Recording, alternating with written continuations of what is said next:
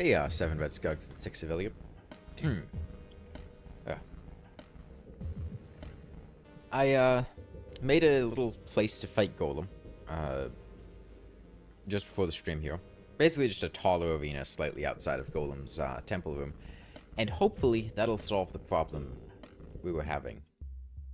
Which is basically that because of the increased aggro from Turtle Arbor, the bees would only attack me.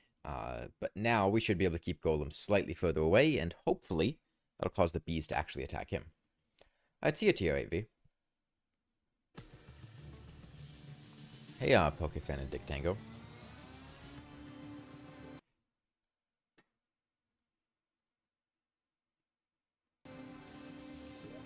Okay.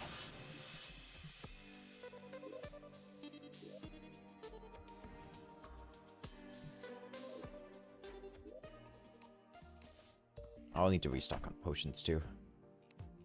Okay, let's take stock of everything. How many mushrooms do I have? None. I have no mushrooms. Okay. Let me get some mushrooms. Thankfully, a contaminator makes that easy. Hey, Polygon 351. Oh, hold on. I'm gonna try switching to YouTube's other server. Looks like this one might be a bit dodgy. Stream will go out for like 10 seconds. Anyway, mushrooms.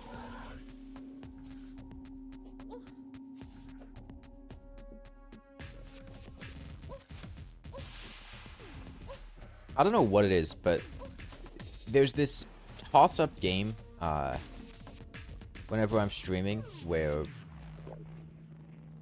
there's a solid, I'd say 50% chance any given day that one of YouTube's 2 servers just shits the bed and starts dropping frames. So the solution is just to switch to YouTube's other server as a primary and a backup server. But then about halfway through the stream, it'll flip-flop back, and I'll want to switch back to the other one. I don't know why that is exactly, but that's why I'll alternate the servers and have the stream go down briefly sometimes. Hey there, yeah, thank you.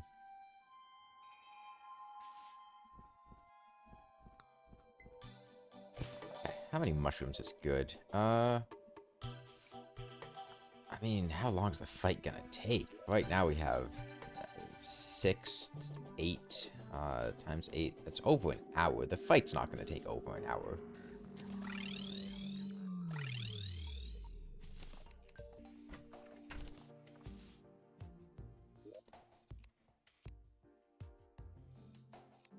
Would be nice to get an alchemy table, but I haven't actually,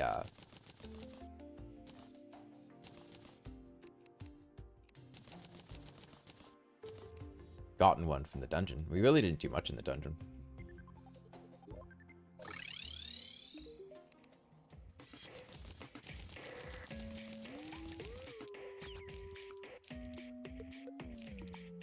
Okay, so all these. So I get a lot of YouTube comments, and I read all of them, at least most of them. And it's impressive to me the people that manage to be unbelievably insulting and give backhand compliments.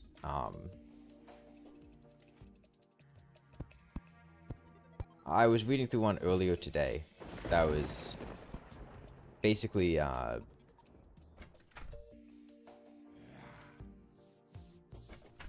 man, there are so many people that, like, insult you for having a mild speech impediment and talking about that. But it's very obvious that you put it on for show, and if you wanted to, you could get rid of it. Which is infinitely more insulting than the people that they're talking about in the first place.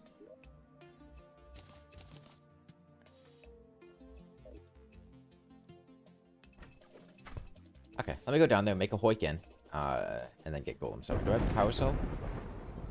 I don't, but I can pick one up easily.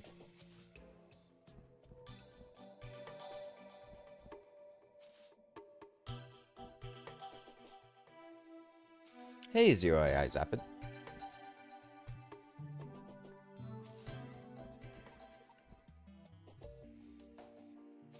Actually, can I just... If I were to make this not jungle, I could just put a forest pylon here.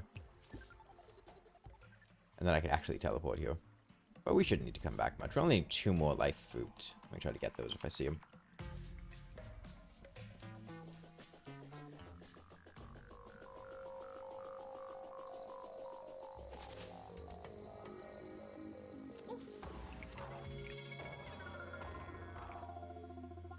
Were those shining trophies? Those are relics. If you defeat a boss on master mode, they drop a relic.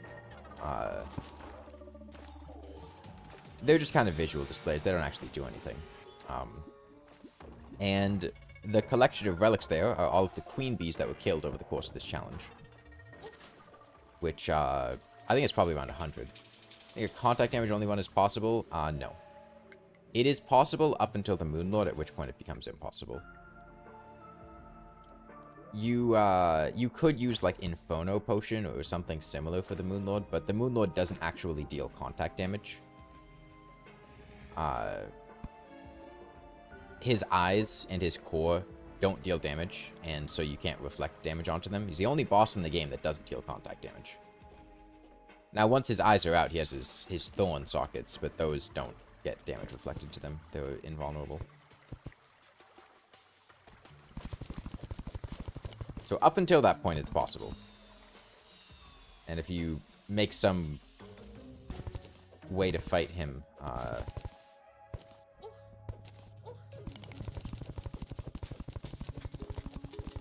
then you could do it. Okay. I really want to get those last couple blocks, though. I think this is probably enough space. I mean, it's Golem. It was mostly the height that we needed, so that the bees would actually attack him.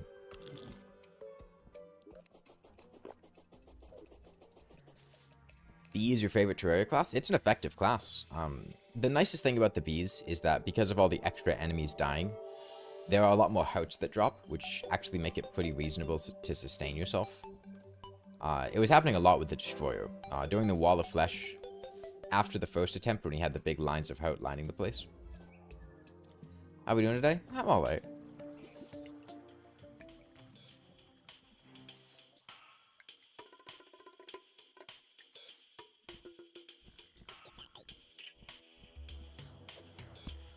I've had better days, surely, but I've also had worse days.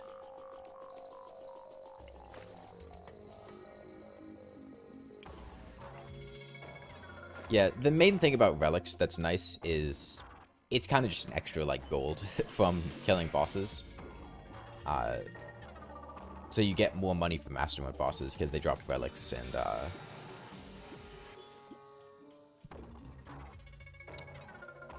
pets, occasionally. They're also nice little trophies. But most of the time I just sell them anyway. But not these queen bee ones. Because we need to count how many queen bees were killed during the course of this challenge. One more life fruit nearby. I'm only 1 life fruit away.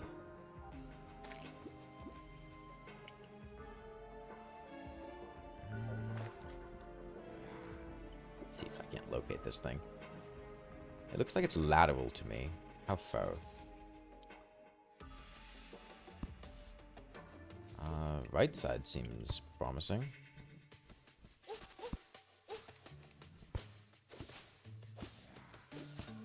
There it is. Maybe using pylons will help shorten the trip. The problem is I can't really set up pylons comfortably. My base is in the jungle, so I can't put a jungle pylon here. I've also already used my cavern pylon. I could try to make the little house I've got up top count as the forest biome, which would solve the problem, but lazy. Okay, let's put some of these down so the bees break when I want them to. Get rid of you. Get rid of you. Get a hoik set up.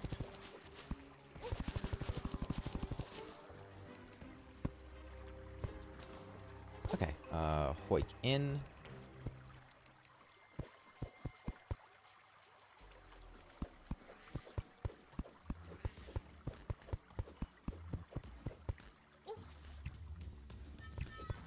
you. The bass statue too.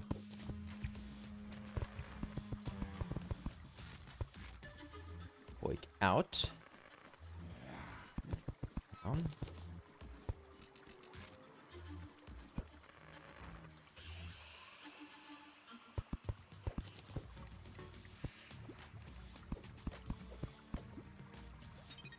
You have a hollow pylon?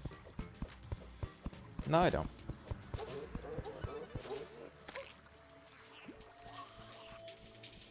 Okay, head up here for a sec. Regenerate some HP.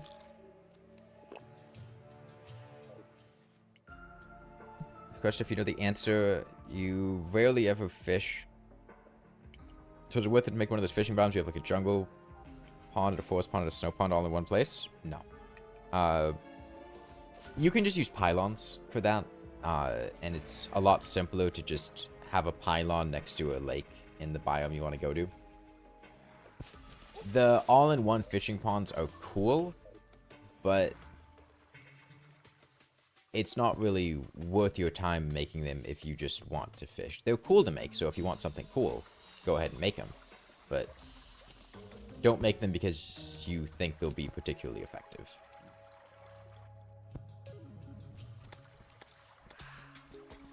Okay. Let's get this golem. Should be a chest in... No? Okay. Usually there's a chest in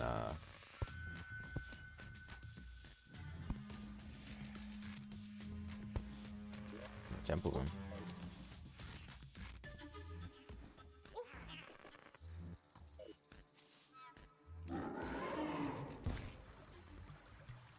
Okay.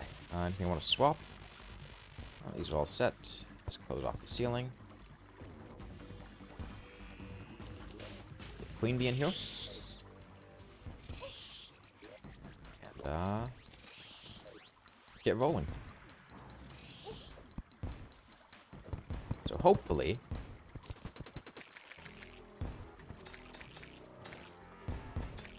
Okay, the bees are aggroing to Golem. If I hover near the top, they do actually go for Golem. So this should be drastically faster than last time. I gotta make sure to keep them on screen occasionally, because otherwise, not all the bees. Some of them do still want me, but... It seems like if I'm on screen, the bees only want me. I should have an easier time looping around, because of the flatter terrain, too.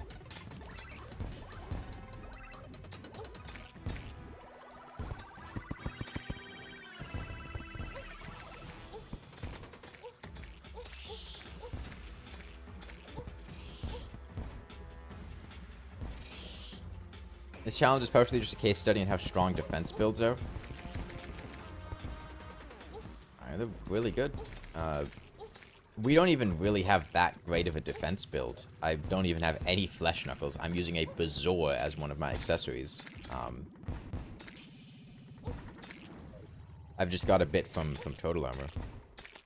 And Hollowed Mask, that's the main thing we've got going. Like a lot of the X damage only ones are just tanks. Yeah, because there's not really a better way to do the challenge. And that's why I don't do a lot of them. Is because it boils down to being the same thing. Flare gun only wasn't. Because flare gun only, I didn't have to take damage constantly. But, I mean, there's really not another way to do this that doesn't involve just, you know, taking damage constantly. We have to. And if you're taking damage constantly, it makes the most sense to just have a defensive build. Put some honey down here.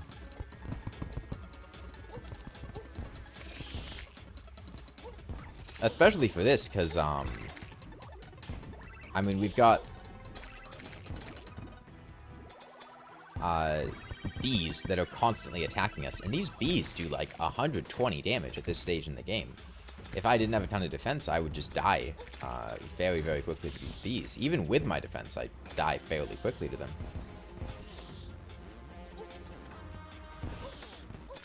And the other thing with low damage challenges, especially things like this, is damage buffs don't benefit you. With Copper Short Sword only, there was a little bit of damage boosting that we wanted to do. Because getting past certain damage breakpoints let us deal damage much more effectively than otherwise.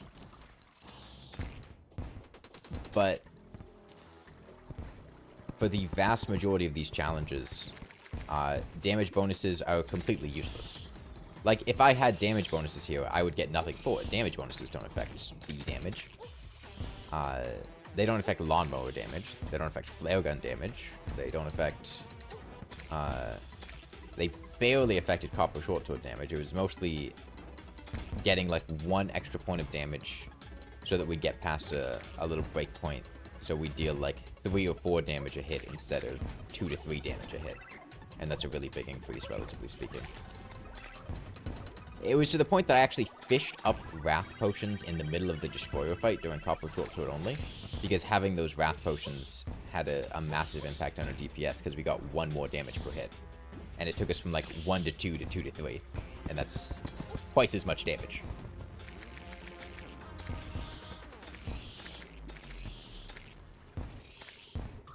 What was your favorite challenge? I mean, I really enjoyed Flare Gun only. Flare Gun only is a fun challenge. Okay, Queen B1.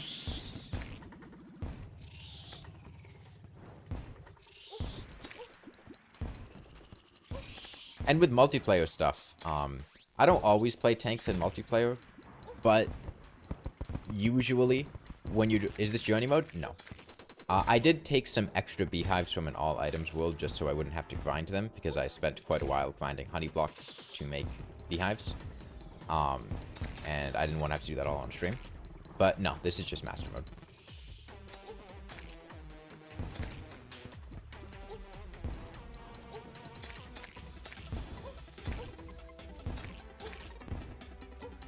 Yeah, I mean, I really liked Flare Gun only. Flare Gun only is a fun challenge.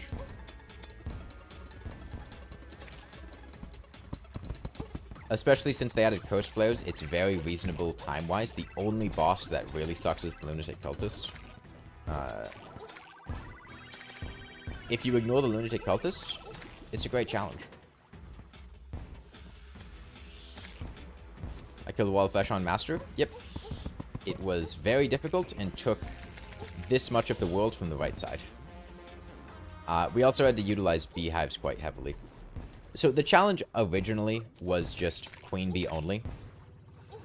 However, it's kind of extended into Queen Bee plus bees from beehives. Queen Bee spawns bees, and the idea is she spawns those bees and you use those bees to kill enemies.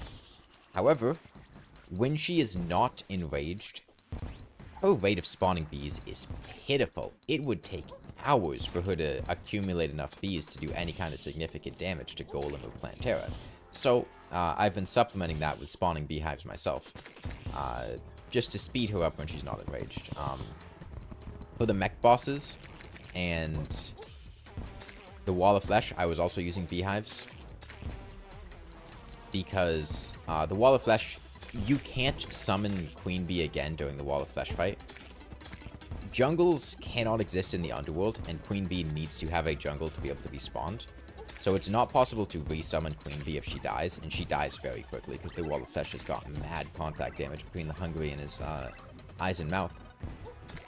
Which means Queen Bee's really useless in the Wall of Flesh fight. And then... you also can't leave the underworld, because if you try to leave the underworld to go to a jungle, he'll tongue you and pull you back in. So we can't resummon Queen Bee. So we had to use beehives just to be able to deal damage, because otherwise there's no way we could have killed the Wall of Flesh. And even then, it was a very difficult fight to be able to do that. He'll tongue you? He will. He grabs you with his tongue and pulls you in. No, bees that die to enemies do not count as kills in the bestiary, as I think. I can check how many bee kills I have. Yeah, no. The only bees that I've killed have been ones that I've accidentally hit with, like, a pickaxe. Which I have done a couple times. We'd have thousands of bee kills if they counted it when enemies hit them. But we only have, like, 30. Yeah, and then for the mech bosses, we're not in journey mode, so we can't pause time. And that means we have to kill them within 9 minutes. And we did kill them within 9 minutes, but we couldn't use Queen Bee alone. We had to back her up with bees, because even enraged Queen Bee wasn't spawning bees fast enough and in the right locations to kill the mech bosses in time.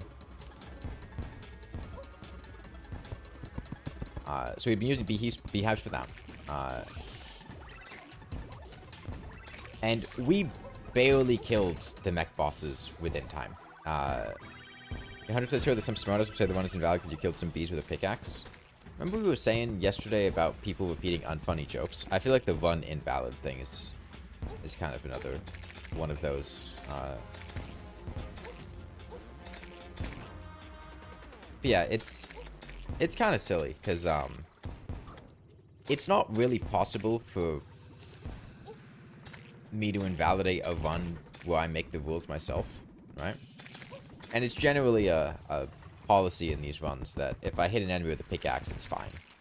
I can't intentionally do it, but I try not to. But if it happens, it's whatever. Does Vegan even deal as much damage as the enemy bees? In pre-hard mode, it deals more. In hard mode, way less. It's like when someone makes a pun using your name when you meet them, like they're the first person to make that joke. Yeah. It's funny to you, but it's not funny to the person that's heard it 1,000 times. It gets tiring. We're doing pretty good pacing against Golem. It's been, what, 10 minutes? Enemy B build is optimal then? In hard mode, yes. I think you would really struggle to kill the bosses with bees from the bee gun or bee nades or whatever. Although we did kill the twins with the honeycomb. Doing accessories only. I think that was expert mode though. No, Wasp Gun would do way more damage. Wasp Gun would not take 30 or 40 minutes to kill Golem.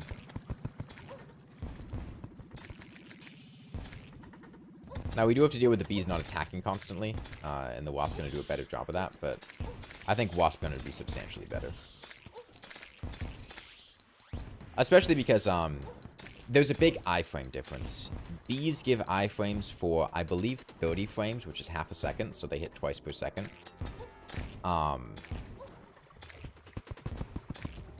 And player weapons give iframes for much less time than that. I think it's like 8 frames or 10 frames. They hit way more frequently per second. What's the easiest boss in this run? I mean, probably the Eye of Cthulhu. It dies quickly. King Slime was also... Well, King Slime should have been easy, but getting him to actually spawn was difficult, because we couldn't really get through a slime rain. Can that skill fish run? Probably not. I'll probably just go beat the game after this. The thing is, killing fish run would take a long time. I don't think it would be particularly interesting, and I don't think there's a whole lot that I would get from it that I would want. How do you kill the queen bee? Whenever a bee enemy hits another enemy, they deal damage to them. And that enemy also deals their damage to the bee. So queen bee's taking damage by hitting Golem and the random enemies on the side. They both deal damage to each other. That's also why these bees die every time they hit Golem, is because Golem deals his contact damage to them, and they can't survive a hit. How do you derive fun from this? I don't know how to answer how. I mean, it just kind of is. It's satisfying to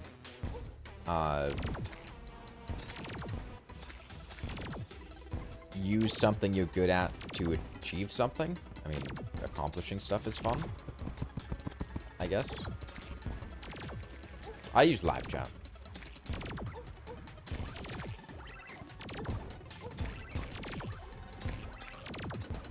Yeah, no, I don't think there's really much reason to kill Fishron. It would be a very slow fight, and...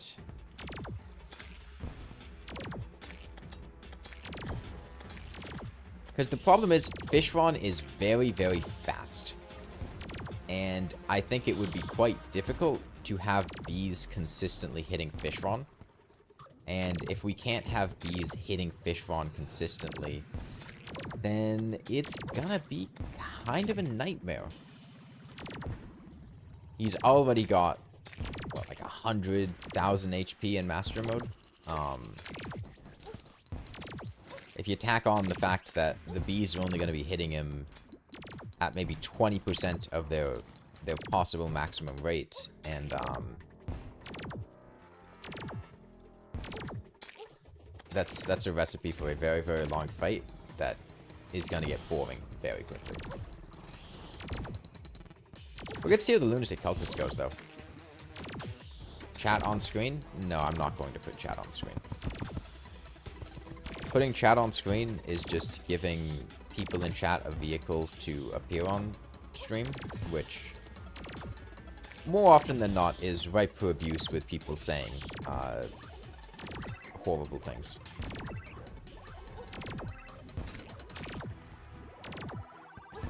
It's the same reason people censor in-game chats on live streams sometimes.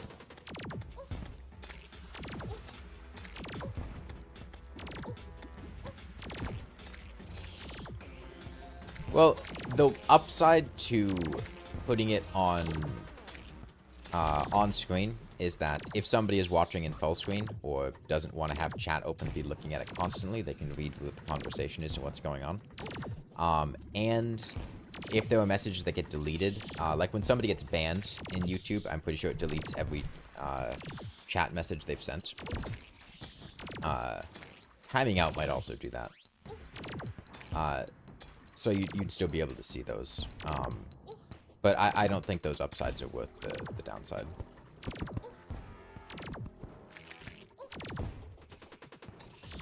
This is going a lot better than the last Golem fight. Challenge where you use maces only, but you can only use them after they're thrown and on the ground. I just don't think that would be very interesting.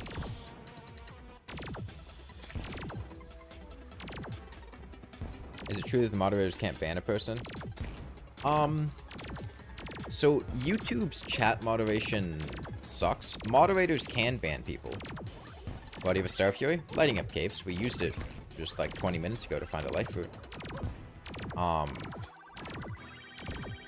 However, the glaring flaw with YouTube's moderation policies is, it's very easy to evade bans on YouTube.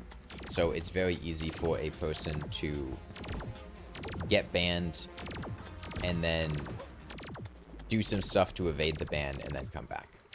But you can ban people. It's just the way YouTube handles bans is very, very stupid. I'm not going to go into too much detail on that, though, because I don't want people to do it.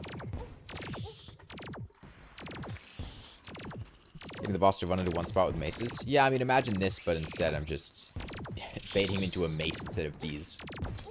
And it would also be much less effective. The flower power fires projectiles when it's thrown down, though. How long does a challenge like this take? I mean, it depends on the challenge. I don't think there really are challenges like this, because they're all different.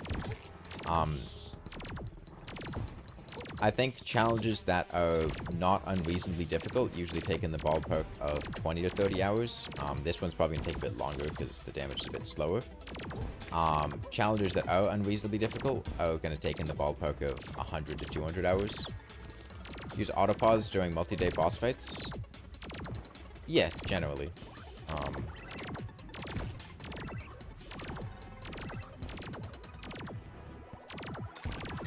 I don't do them for this challenge, though, because the boss fights aren't that long. You know any post-Golem / Plantera events? No. We did Pirates. Pirates were a waste of like an hour. The Martian Invasion is just going to be a much, much worse version of Pirates. So no, I don't have any plans to do them.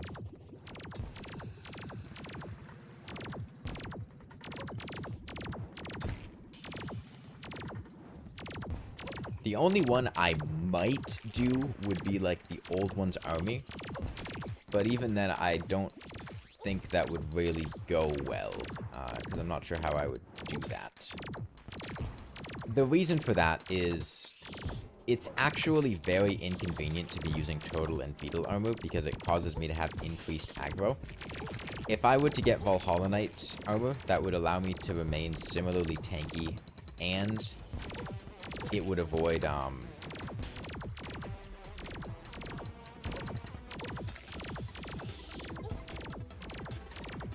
the increased aggro problem.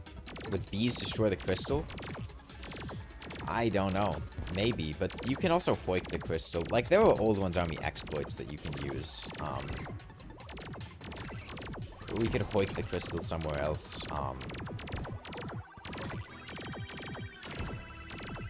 We could stop most enemies. It's really the question of, can the bees contain the flying enemies? What's your favorite boss thematically? Thematically?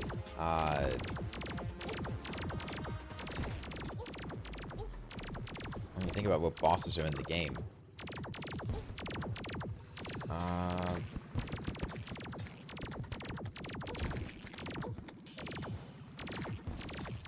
The Eye of Cthulhu, King Slime, Brain of Cthulhu, Eater of Worlds, Deerclops, Queen Bee, Skeletron, Wall of Flesh, Twin, Skeletron Prime, Destroyer, Queen Slime, Plantera, Golem, Duke Fishron, Empress of Light, Lunatic Cultist, Moon Lord. Probably Duke Fishron.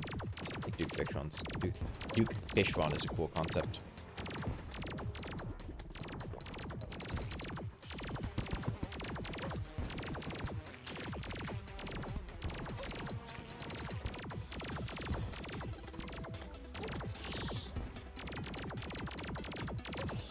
Okay, 7,000 HP to go. Full phase 2.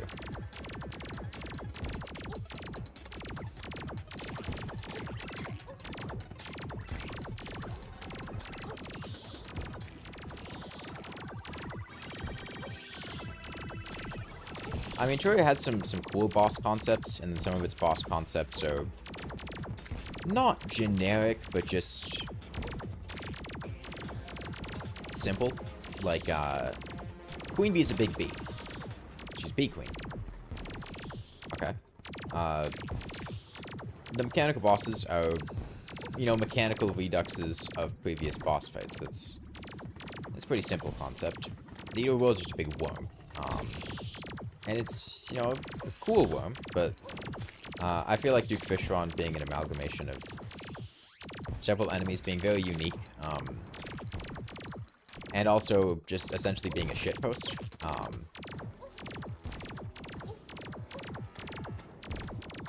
feel like it's pretty cool. Moonlord's very Lovecraft-coded, and Lunatic Cultist is an incredibly underwhelming boss, conceptually.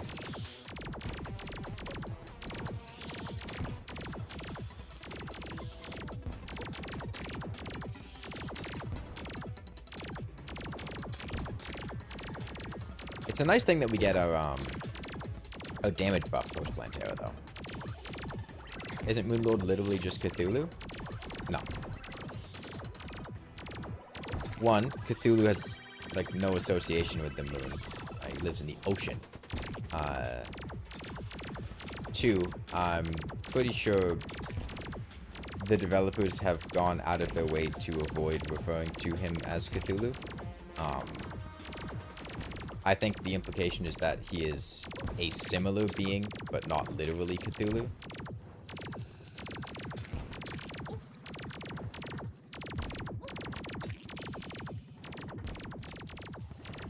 I can't say for sure, but he's never referred to as such, and there were some suggestions, but like, the strongest argument you've got are visuals and the fact that he pops out true eyes of Cthulhu, but that doesn't really mean much.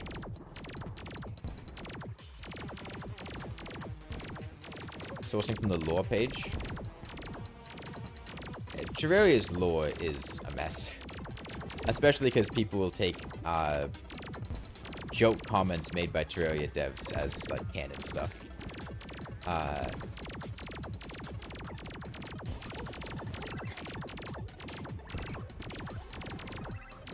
Yes, he pops out True Eyes of Cthulhu, but the Eye of Cthulhu is also a boss. And summoning True Eyes of Cthulhu is a hallmark to those. I mean, we see the Brain of Cthulhu, and the Brain of Cthulhu sure as hell isn't blue. Moonlord's brain is blue. Oh, come on. Remember the dev saying that he's Cthulhu? Where?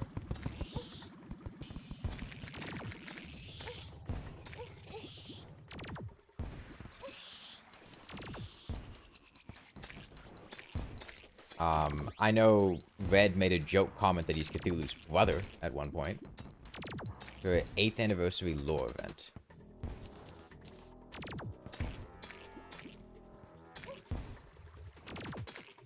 What did they say?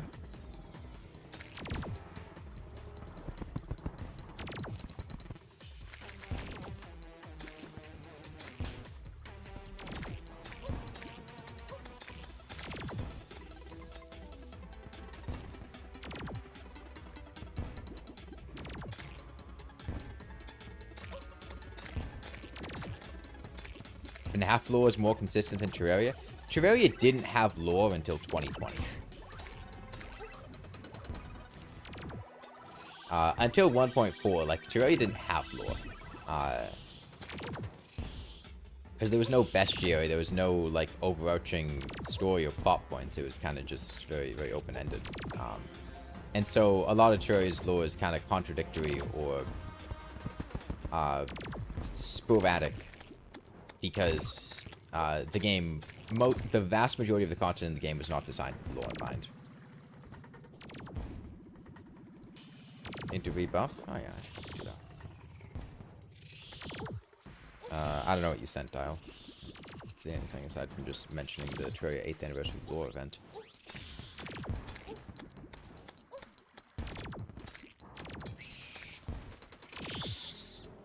Do you think it should have more defined lore? I think if the Terraria devs wanted to add lore to Terraria, it would make more sense to make a sequel to the game in which a more defined story progression and lore was thought out from the beginning.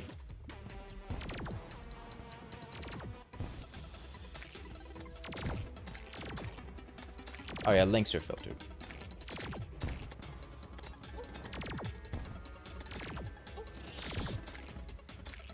Not to mention the fact, I'm pretty sure that Terraria devs, like, change their mind on lore decisions.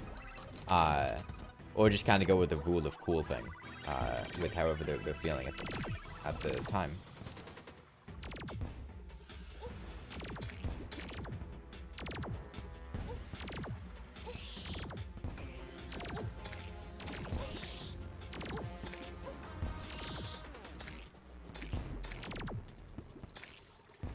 You laugh when you play Calamity and bosses drop those lore tidbits instant trash. I mean, I think it's good that Calamity mod has those for people that are interested in lore. I think, if Terraria had a system like that from the beginning, then Terraria's lore, would be a lot more consistent and engaging.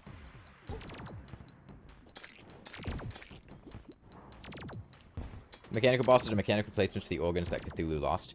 That is 100% a shit. We need lore for the mechanical bosses. We're gonna pull that out of our ass later.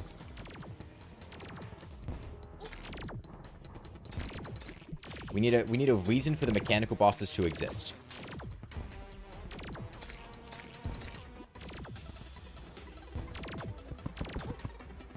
The reason the mechanical bosses exist is because they're cool remixes of the existing bosses in pre-hard mode.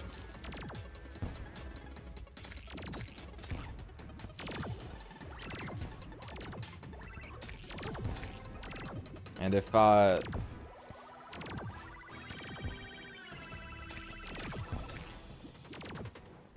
power would the Destroyer even be? I don't know, dude. What power would the twins be? The Moonlord has eyes. He also has a skull. none of those parts are what the Moon Lord is missing, which just goes against the Moon Lord is Cthulhu theory, because if those are the mechanical body parts built to replace what the Moon Lord lost, if the Moon Lord is Cthulhu, why aren't they legs? There's a pretty glaring flaw with the whole Cthulhu theory there.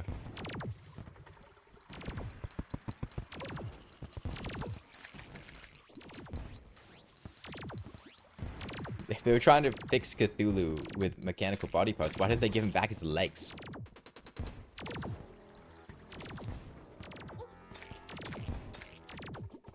You know, it's why I don't take Terraria's lore that seriously. Like, it's a cool thing to have there, but the game was not designed with lore in mind, and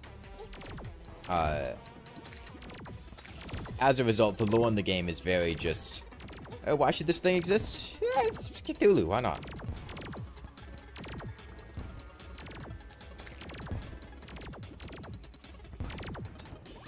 Why do you need legs when you can just fly? Suggestive poses.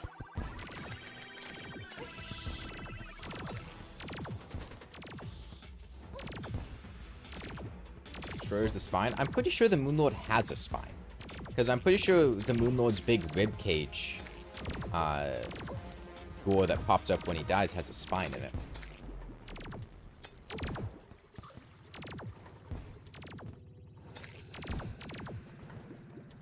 If they were the mechanical bosses, the reason the mechanic is the dungeon is because she created the mechanical bosses.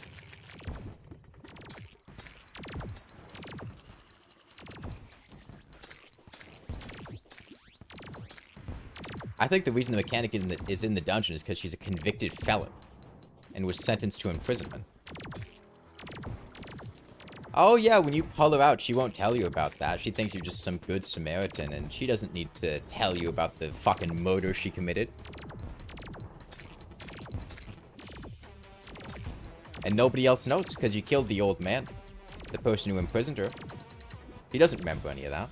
The people that she killed died. She's the only one keeping that secret.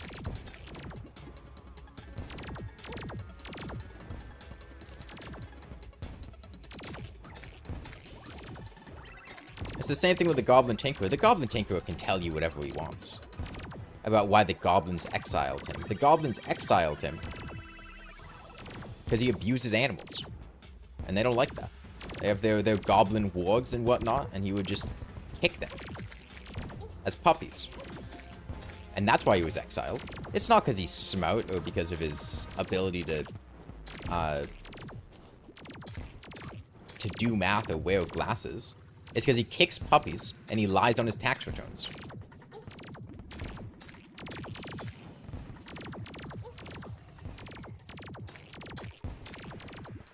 I sound a bit like Woolsey. I don't know who that is.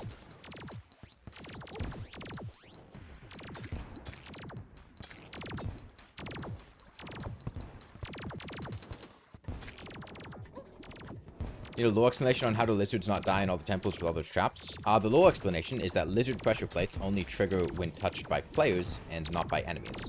So they can't trigger their own pressure plates.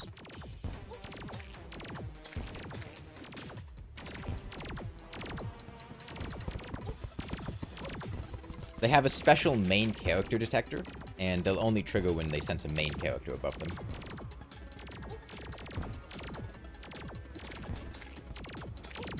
Goblin Taker is the only goblin that won't kill you NPCs? Yeah, well, he knows not to bite the hand that feeds him. He gets away with just enough that you'll keep him around and provides just enough value. Because he knows he can play you for a chump. Get free housing. He doesn't need to pay for that. Woolsey is a YouTuber that you sound like. Oh, okay. That explains a lot.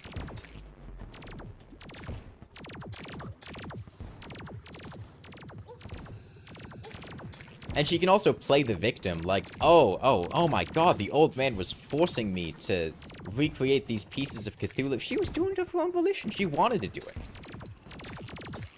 She's evil. Evil. That was 5 queen bees here. Okay. So let's think about if I can, everybody get rid of this queen bee? Not really.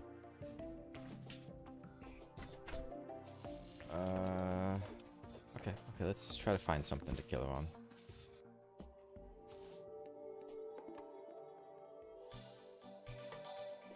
One demon eye. Or is that wooden structure? A bunny. A toxic slime. Wraith. Okay, we got a toxic slime and a wraith.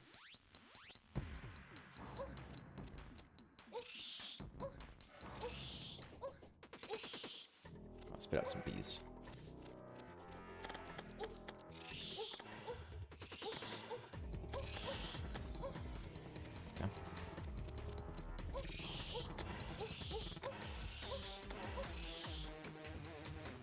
I don't know if she's gonna win this fight. Gonna be a close one. Ah, damn it, she killed him. We're post Golem right now.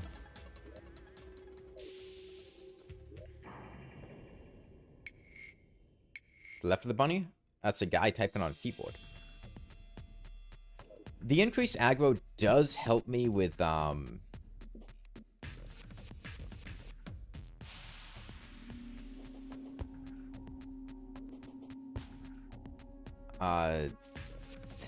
killing Queen Bee, because the bees don't kill other enemies, they just try to kill me.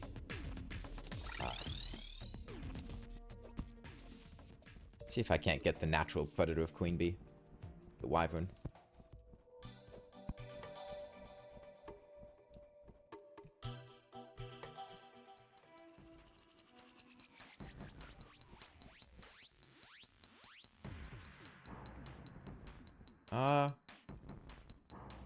I hope he will beat Queen Bee in a fight.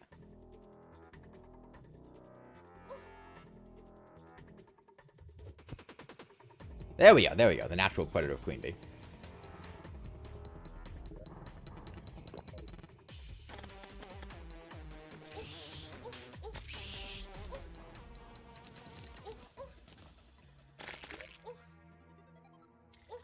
Okay, and let's, we'll wait for a sec, let this wyvern despawn.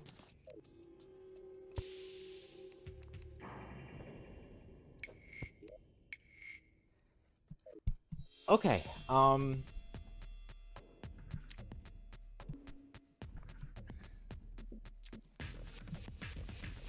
it would be cool if I could get 100 defender medals.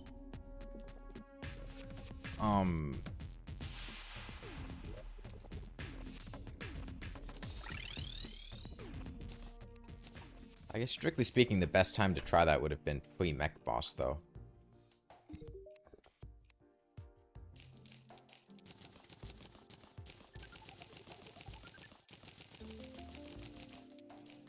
Well, let's see how our Old One's Army matchup is.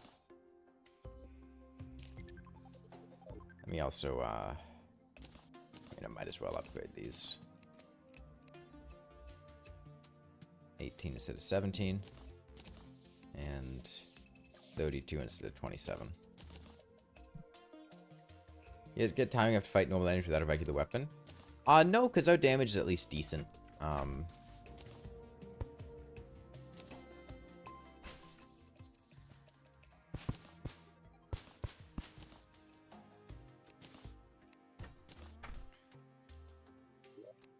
Okay, where's the tavern keep?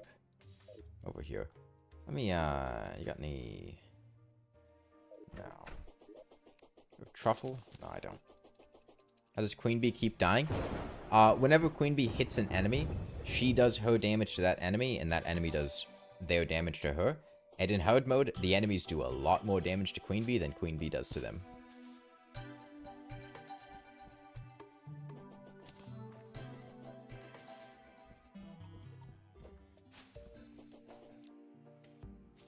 Let me get a forest pylon here. Unjungle this area.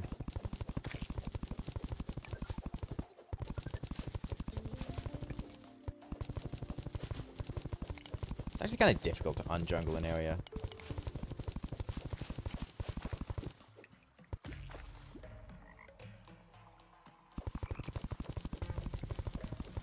Because it doesn't take very many jungle blocks to make a jungle.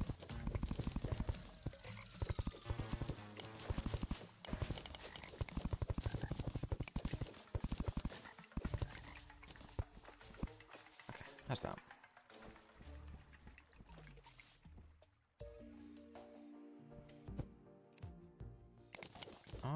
Maybe. I can... Yep, there we go. Okay, I need 90 medals. If I wanted to get Valhalla Knight, which would allow me to avoid the targeting issue with the bee aggro. If I want 90 medals...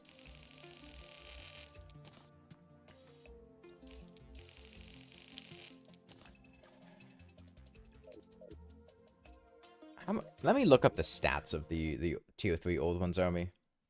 Yeah, Old Ones army. Let's see.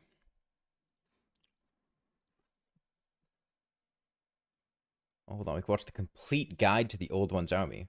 Or Terraria, how to summon and defeat the Old Ones army.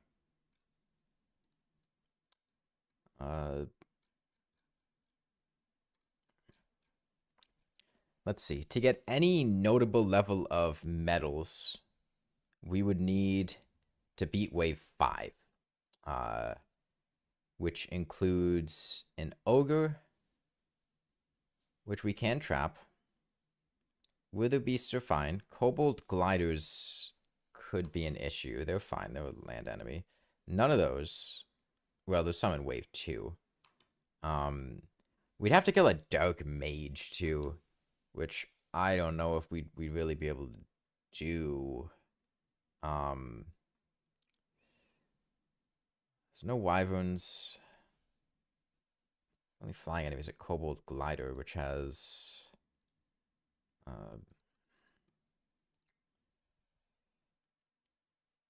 1500 HP.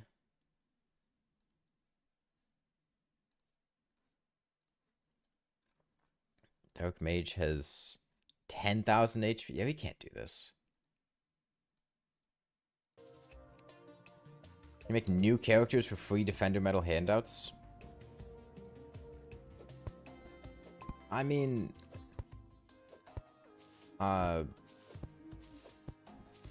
it would be more effective to just take this character and then go to different worlds. It's a big fountain of hornets. Useless. And then just pick them up from there.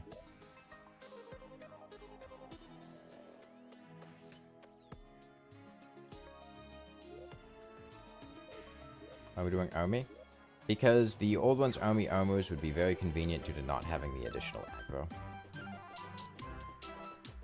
And we're on master mode, and are gonna need to be taking... Oh. Really? It's once per character? Wow.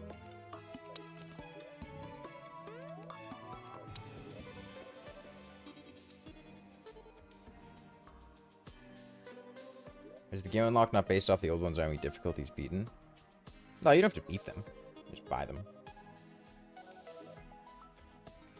Okay, well, no, there's no way to be able to get it then. If you can't just go to a different world. Unless it was because I had these in my inventory. Let me check if I were to go to... without them in my inventory already.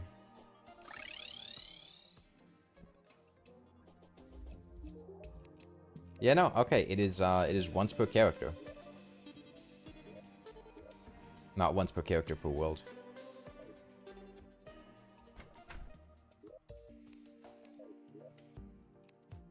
Okay, well, it's not much choice then.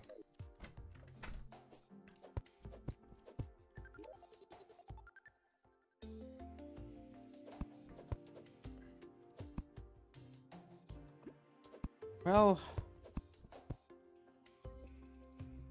if my bees do 100 damage per hit, I would need 100 bees to kill...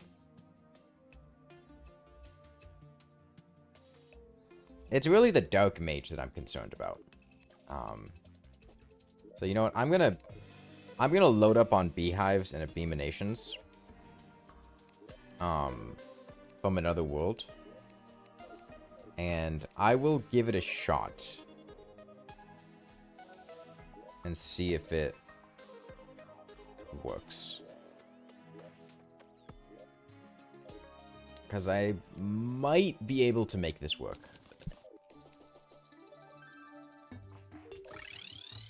With some clever use of hoiks and a lot of bees. No way I'd be able to beat the whole event. We could do Betsy, but...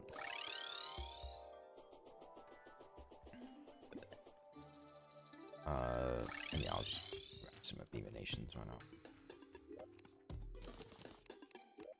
Because we may need a lot of them.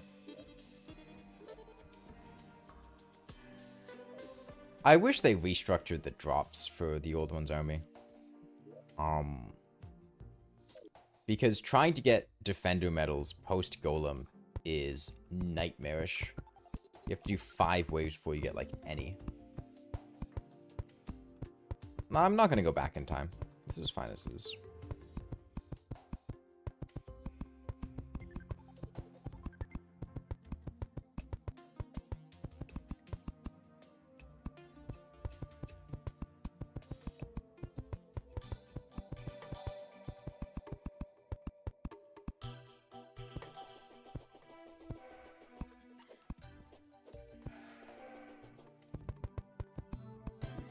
Okay.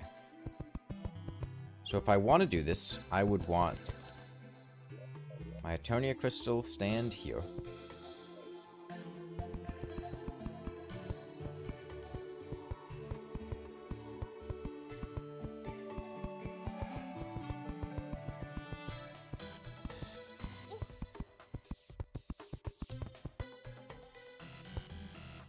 I want as much distance as I can get. We'll go ahead and put down our Hoik. Do it here.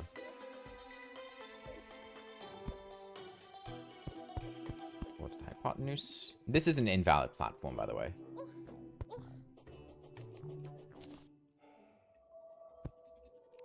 Yeah, full stop is a popular way to refer to periods outside the US. I think particularly in British English.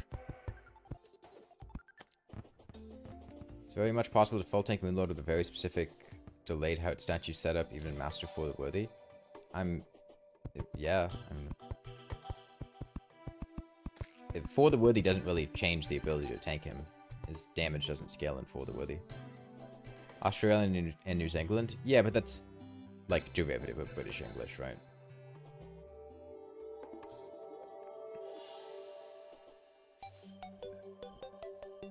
I mean, aren't they former British colonies? I guess the US is, but in more recent history.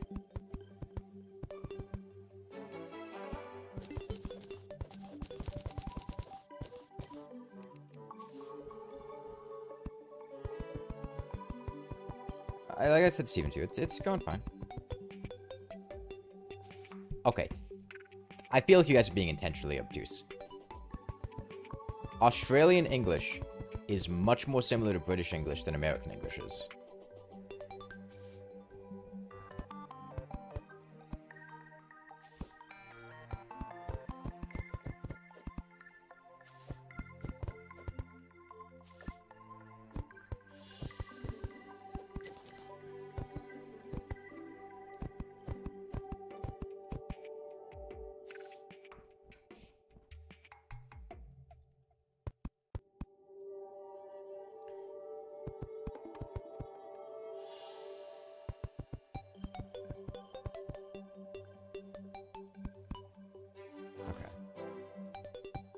I'm hoping that this will do what I want it to.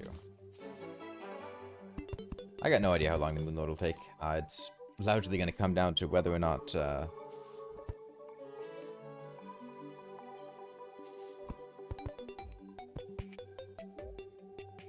Hoiks are your friend.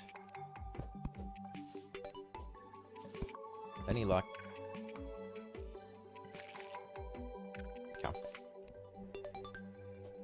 I need these guys set up to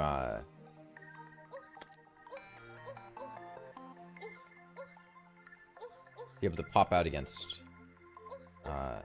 Is American English, British English, Australian English, and New Zealand English all different?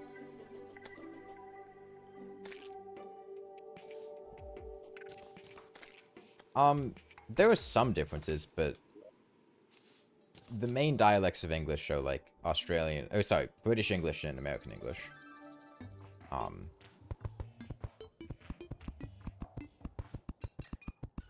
Okay. If we have flying enemies pop out here, I can send bees at them down my bee cannon. And that should get right to them. Then I'll make another one for this side. Man, that aggro. We're going to take off beetle armor while we do this, because the aggro from that is ridiculous. Look at this. Be over there. I need to be this close before he aggros to me instead of the slime.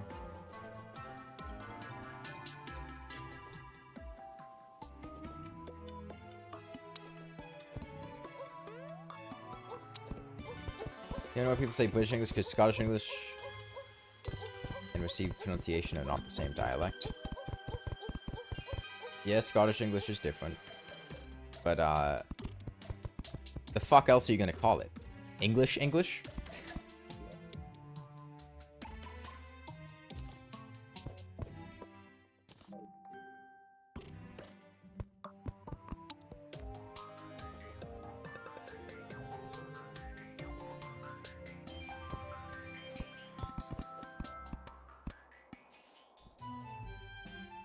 English squared. Hey, strawberry pills. This is why you quit bee-related combat. Too many sweats.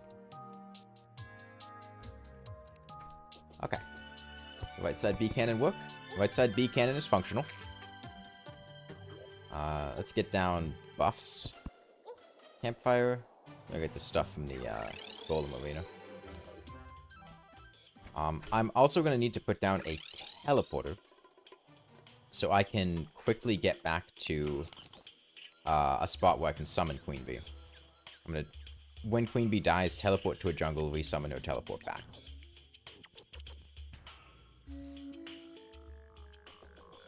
That way we don't lose very much time when she dies.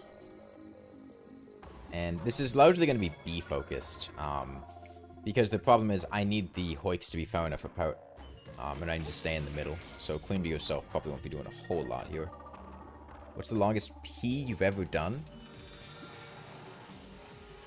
Maybe like 45 seconds? I don't know.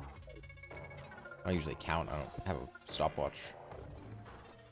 I'm not a big competitive pisser. I'm much more casual. Can you make the jungle there? The thing is, I don't want the jungle there. I don't want Queen Bee to be in the jungle. If Queen Bee's in the jungle, that means she's not enraged. And I want her enraged.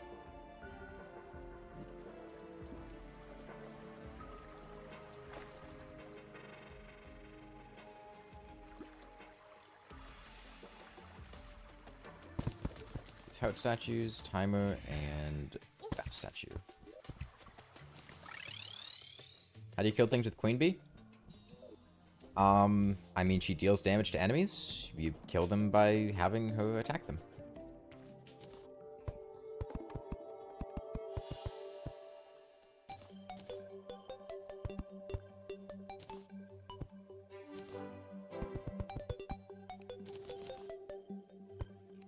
It's pretty straightforward.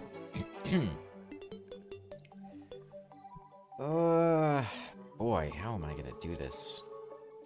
The thing is, Queen Bee's gonna be spawning bees on me. And if I have these... and she's gonna be aggroing to me. Do I still have that adamantite armor?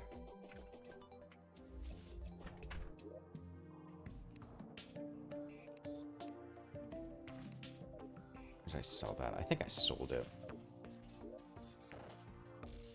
Okay, let me make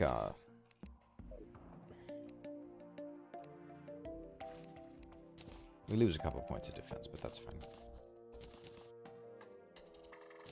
Compared to Adamantite, we lose a lot compared to Beetle, but we can get a shiny stone, probably instead of our wings. We forge that to warding.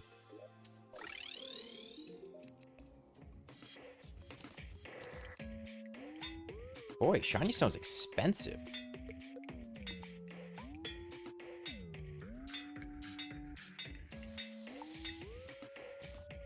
Okay. Well, speaking of expensive,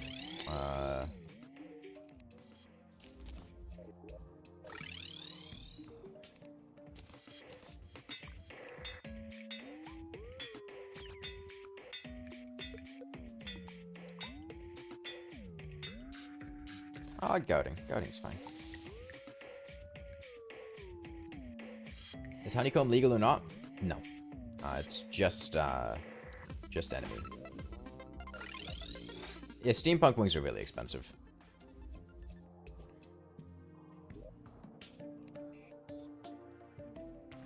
But they are good.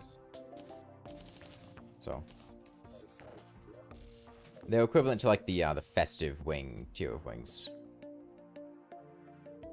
Okay, I should put some honey down too. Fledgling plus rocket boots isn't too bad. Yeah, but do I have a pouty goal? No.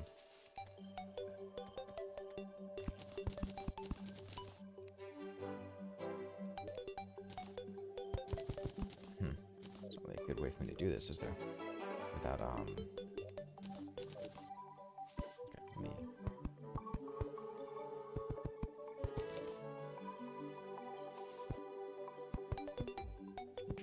Do this.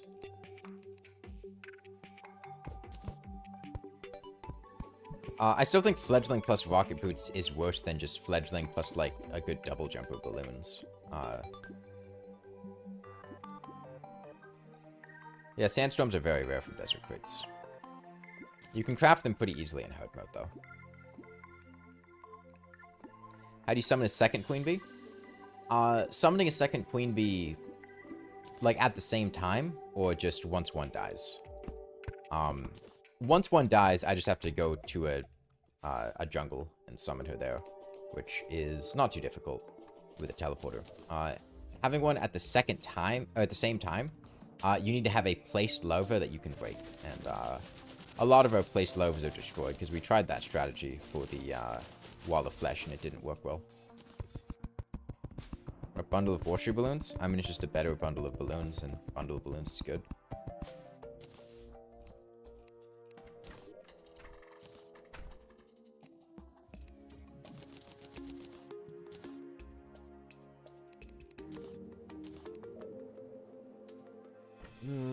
Can the goblin shovel thing not place them? I didn't think the bubble maker could place them. I've never tried it. What would it use? Hive?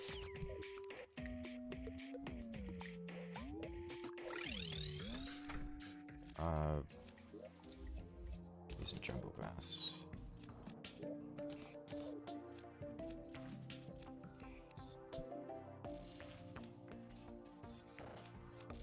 Can you swap things?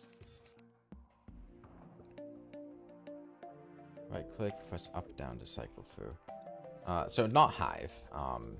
Maybe honey. I mean, we could try it. But I didn't think this was a thing.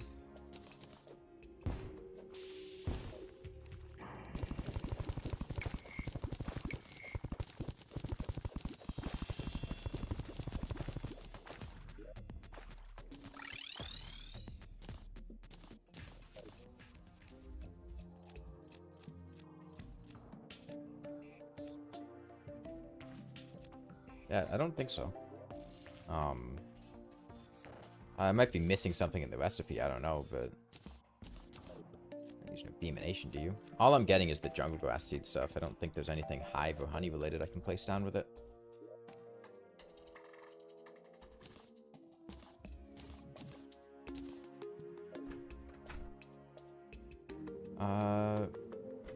Oh, there's some mold colony or something that can be used to make efficient pathways for trains. The subway system is so good that mold paths could be very similar to it. Lasagna? Oh wait, no, there's my adamantite stuff.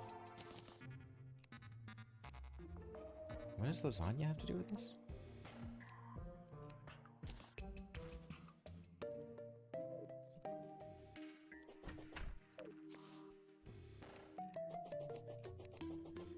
Oh wait, I wanted the mechanic. Who said lasagna? You said lasagna.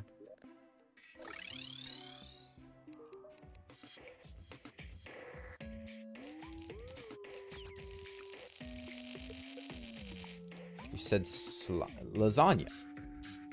You said lasagna. Can bees use teleporters? Yeah. Any enemies with collision will get teleported.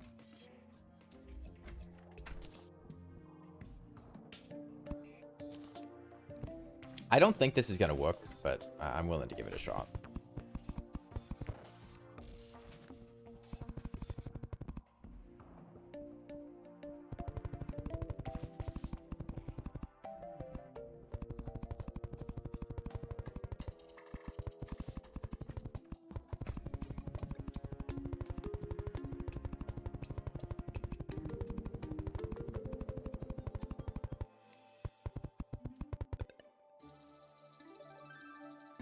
No, I don't want that.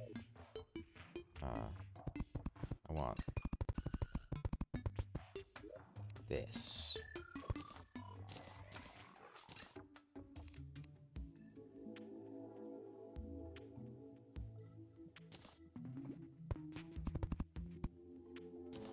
This work? I think this honey here is too much, unless it's a teleporter. Yeah. Okay, we'll just get rid of this honey.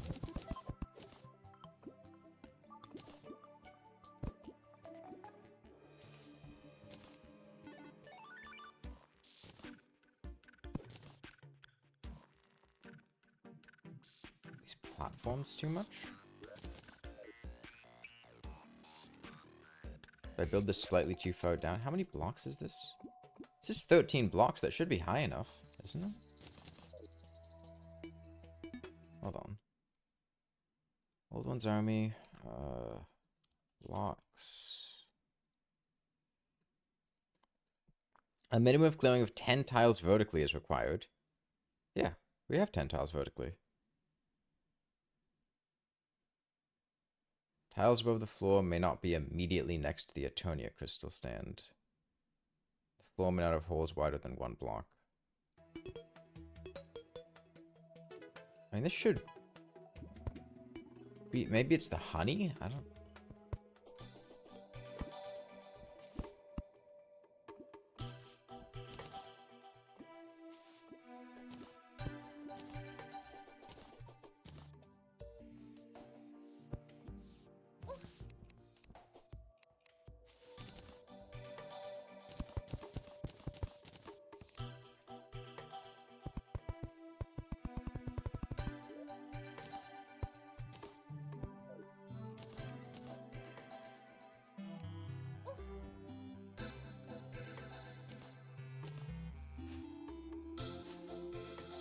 Probably got to do with these, but I don't know why, because I thought these were high enough up.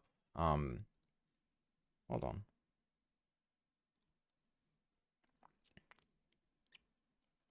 Minimum clearing of 61 horizontally. 10 tiles vertically. We have 10 tiles vertically. Tiles above the floor may not be immediately next to the Eternia crystal stand. The floor may not have holes wider than 1 block. Is it? Are these immediately next to it? No, these are not immediately next to it. There's clearing there. I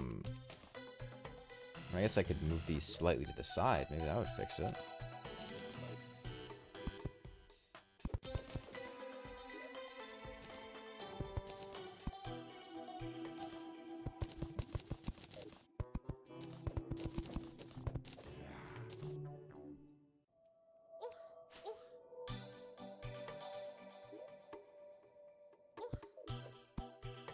block somewhere I'm missing?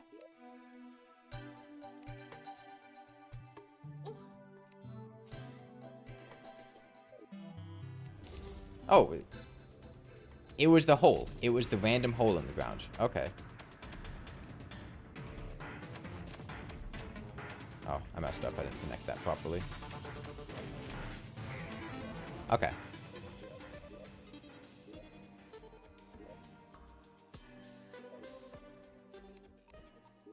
Okay, it was that random hole in the ground.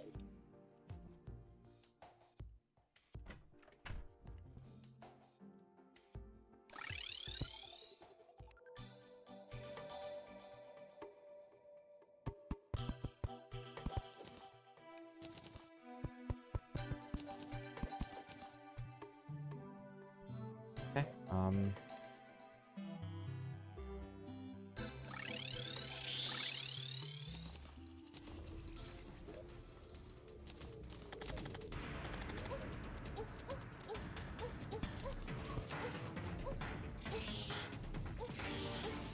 Oh. Yeah, no, we can't do this. That's right. Creative shock exists. There's no way we could. Because we can't place beehives.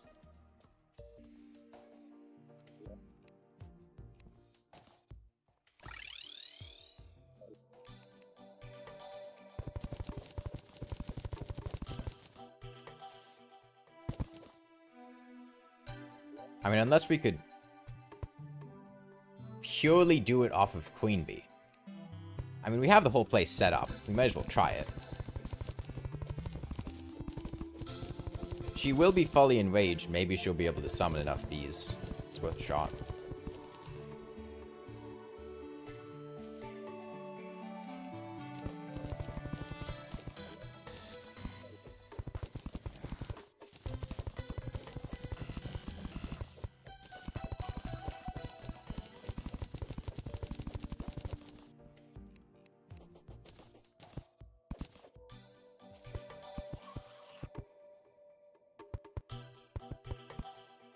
Let's make a little bee hole.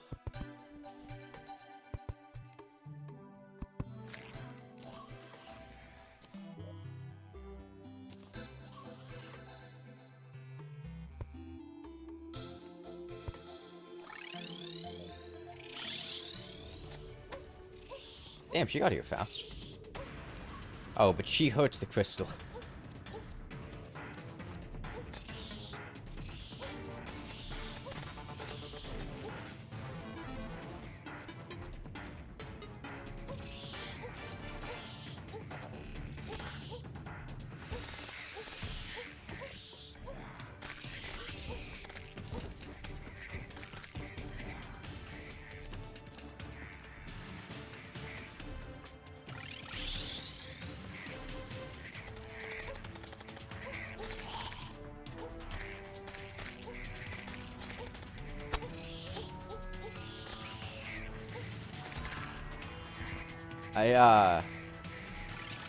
I don't think this one's gonna work.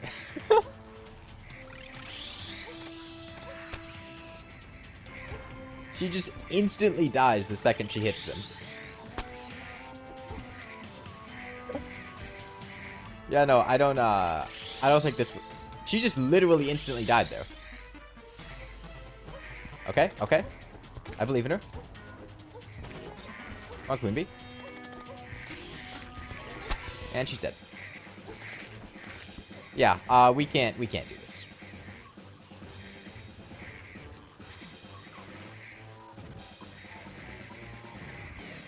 There's no way. New super fast gold coin drop. Or gold coin farm. Not a chance. So I guess we'll just have to deal with the aggro. What's the best defense I can get from an armor set that won't increase aggro? Let me check that. Let's see.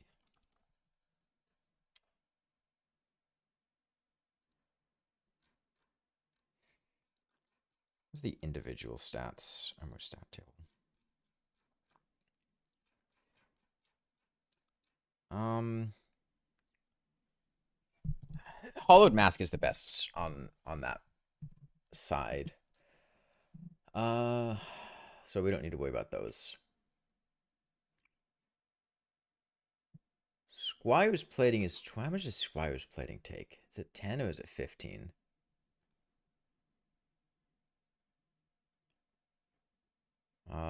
Total scale mail is... Beetle scale mail is 20. Shroomite breastplate is 24. Shroomite breastplate, I think, is our best option.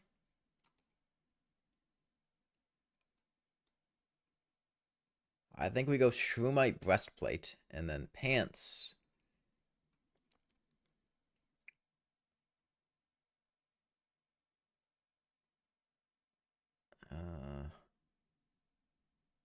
Shroomite again? Yeah, Shroomite is the best defensive set that doesn't come from the old one's army and doesn't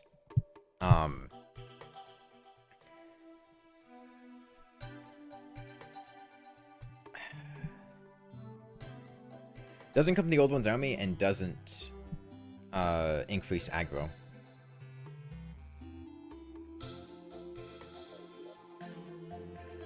I'd be looking at 8. I'd be looking at like 10 points of defense. Is that even worth?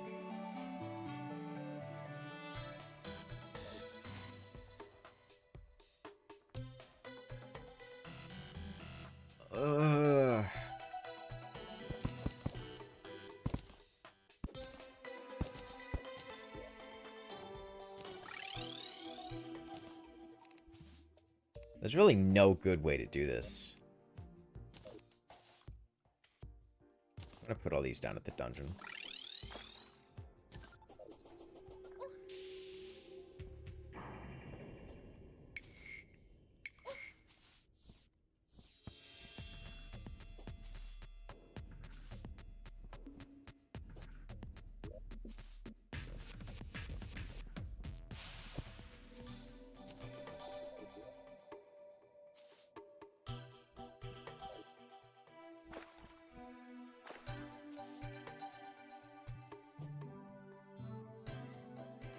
I don't really know how we're going to kill the Moonlord like this. Cultist I could see if we get our aggro stuff.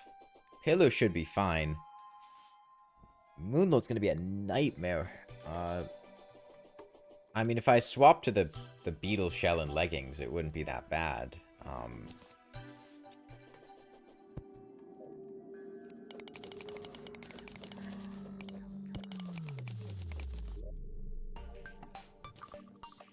But we need to take so much damage, and I need the bees to be able to hit the Moonlord, which means I can't dodge him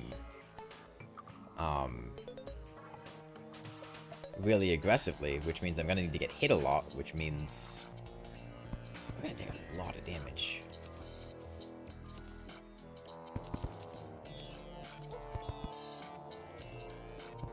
It's gonna be a long fight, too. Fire.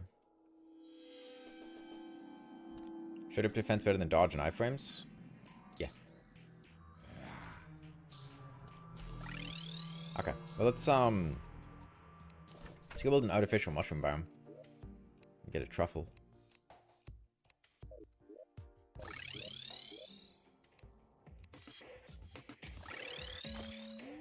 The dryad in here before daytime.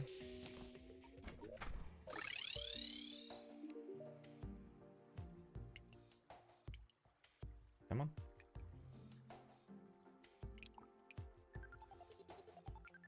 I hate when NPCs just sit on top of each other. There we go. What if place beehives beforehand? No, I couldn't have it. Like, I need a lot of beehives. What point in the game are we? About to fight the cultist. Flying Mountain plus socket cheese.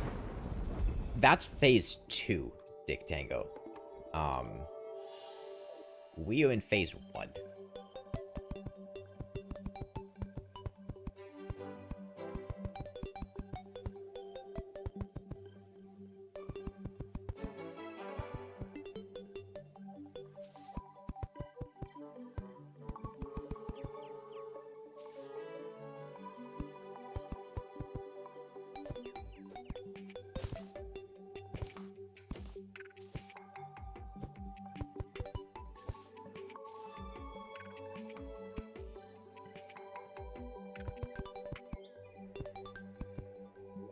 Okay.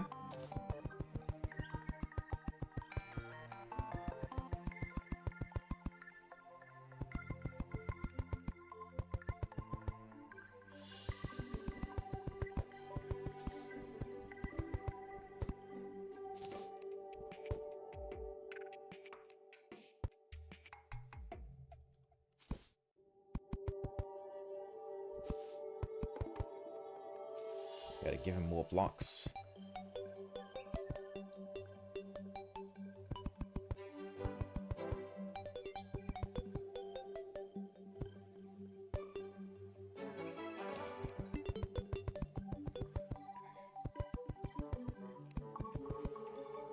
There we go.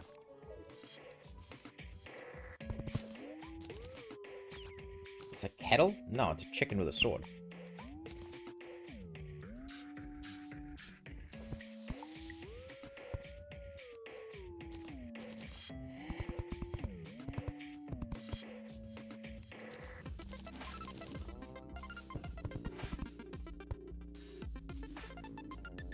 Premier Protein is a protein shake brand.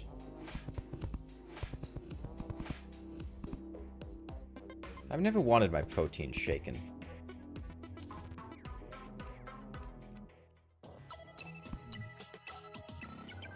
Okay. Hopefully that gets us a truffle. Fuck off.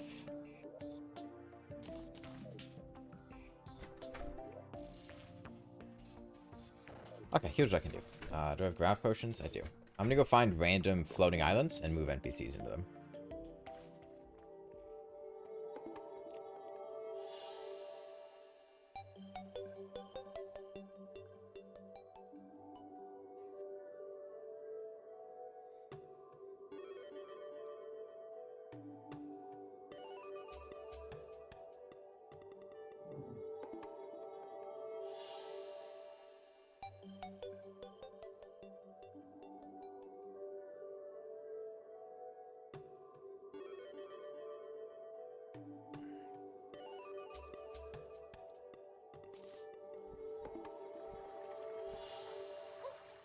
Damn.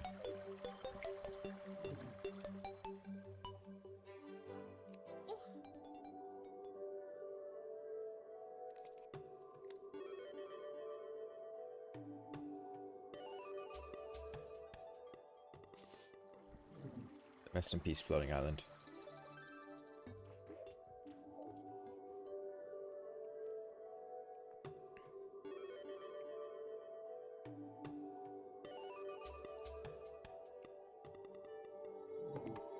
Climate change got to the floating islands, but they've been destroyed.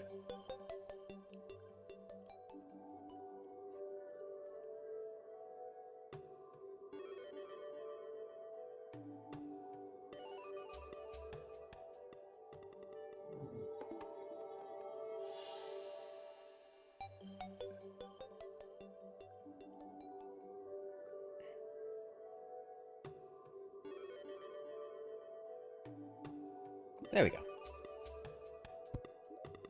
Okay, Wizzy Boy going...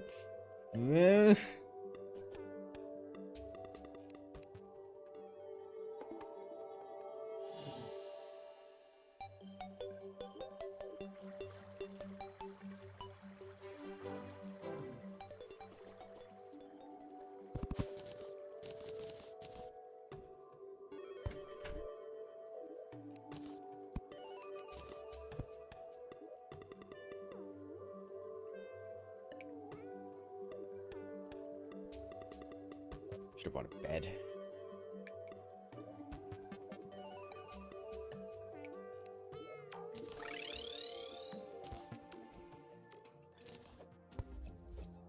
I might actually need a little bit more glowing mushroom now that I think about it. The stylist likes the ocean.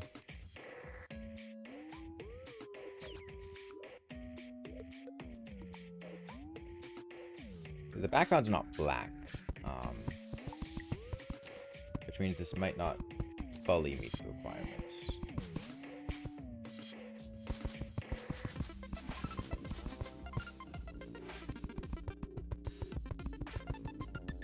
There we go. Never mind. Couldn't because any damage to the old one's army? I mean, she caused damage. A very, very small amount of damage. And then basically just instantly died.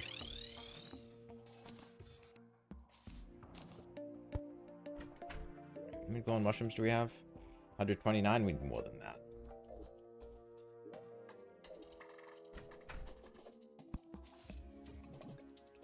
Any others? I don't know of any off the top of my head. Those are the only 3 that I can think of that like the ocean.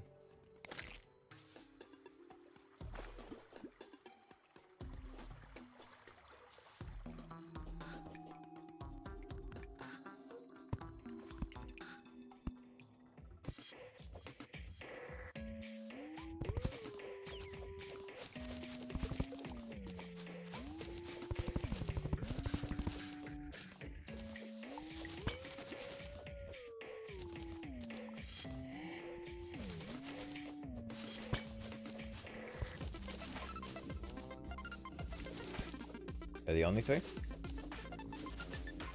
Could grind Olden's army in pre-hard mode? I could, but I'm not going to.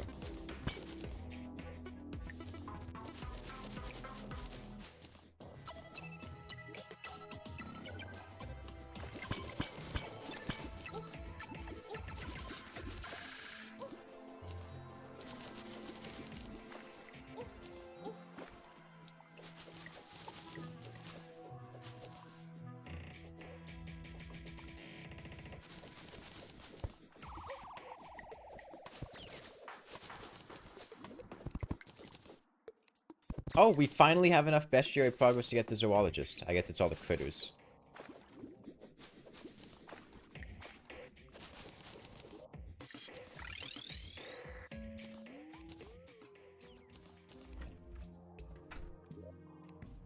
Okay, I'm gonna mine for more chlorophyte. I could just shimmer my beetle armor, but I might want it, so I'm gonna mine for it.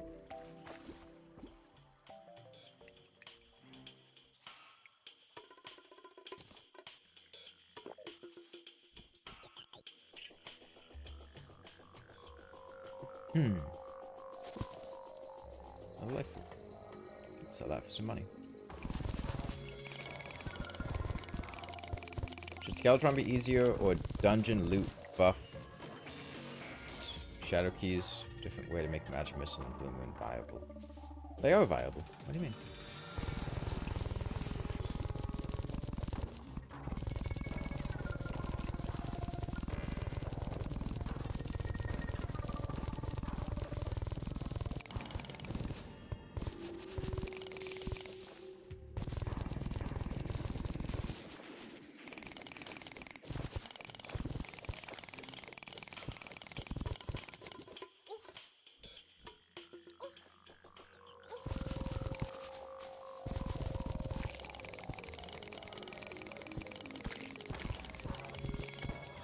God damn it.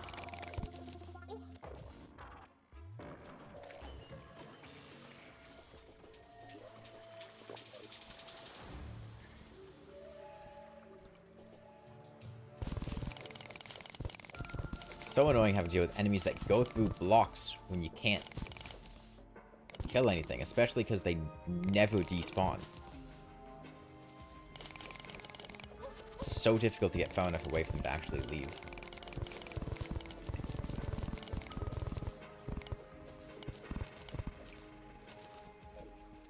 I shouldn't need that much more chlorophyte.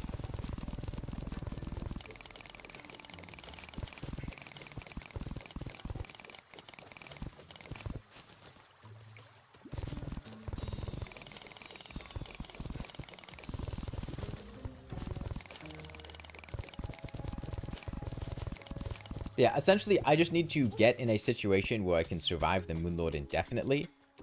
I may need to dodge his healing as well, depending on how effective the bees are. And then I just need to spawn bees on top of that. If I can do that, then we can do the Moonlord. I should be able to do that, but... Is this master mode? Yeah.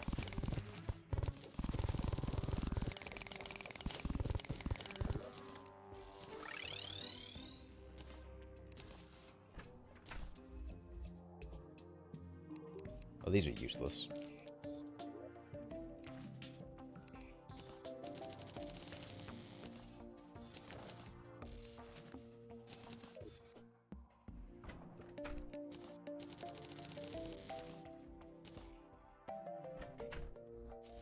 Is 34 enough?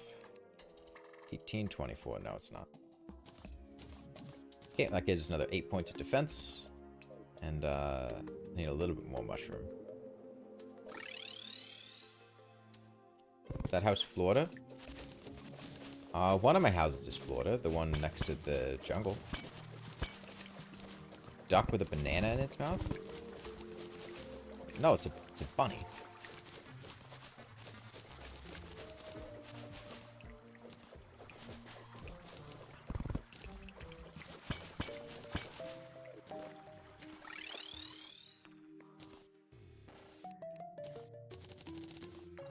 Okay, that should be enough. The leggings get us another 4 defense, so we've gotten up 12 points of defense. That's still down 10 from if we had Beetle, but that's the best we can do without increasing aggro to us. So we'll have to work with it.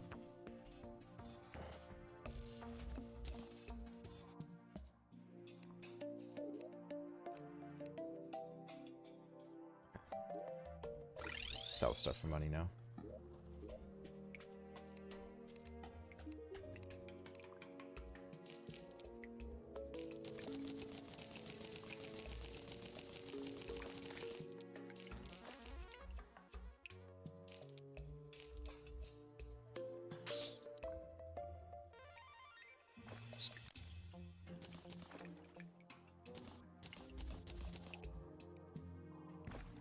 Shouldn't need these jungle grass seeds anymore.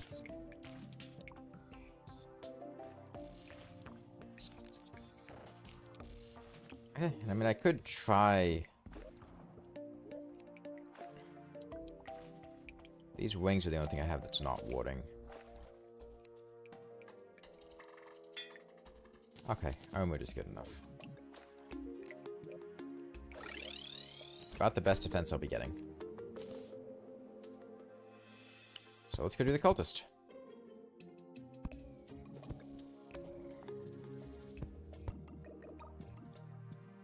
We got everything we need over there. These 9 buffs are probably enough. But I should get some more mushrooms just in case, because it'll probably be hard to get them once the pillars come.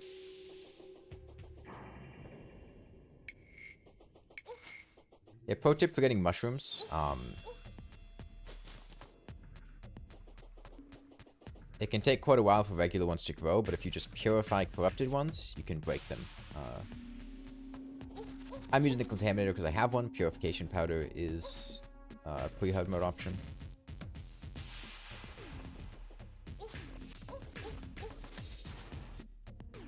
There tend to be a lot of mushrooms in the corruption. Okay, this is the jungle.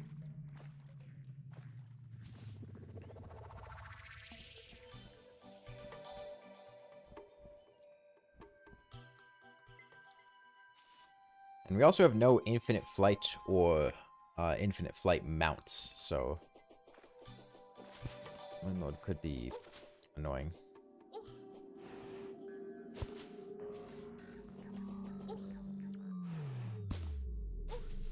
That's right, you can just break them with a grappling hook. I don't need to concern myself with Swing my pickaxe.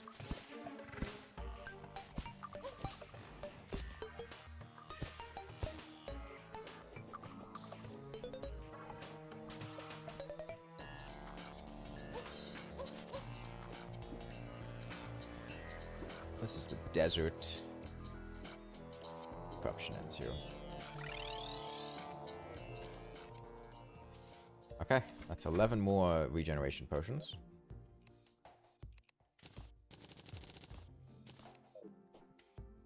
So let's go give it a shot.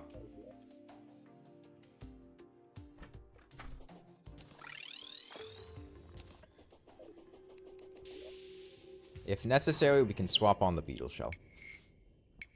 If we're taking too much damage with Shrewmite and need more defense.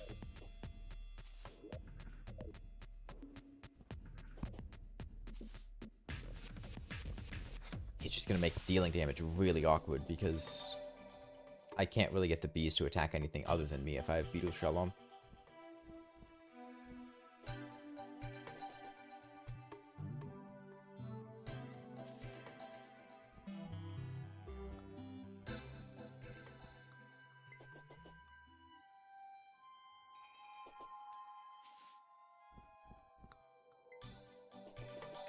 Okay.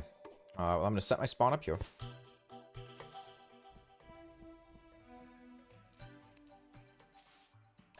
This is still functional.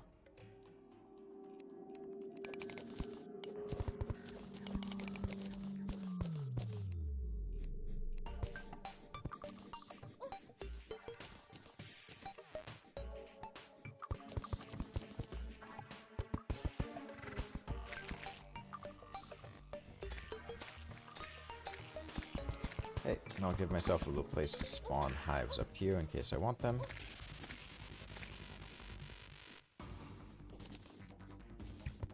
Okay, the bees started attacking the cultist.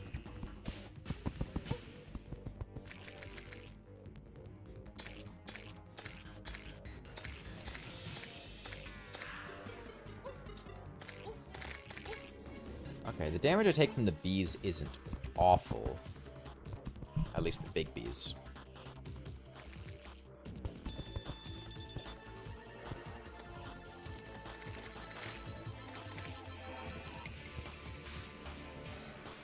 Okay. Let's get Queen Bee in here.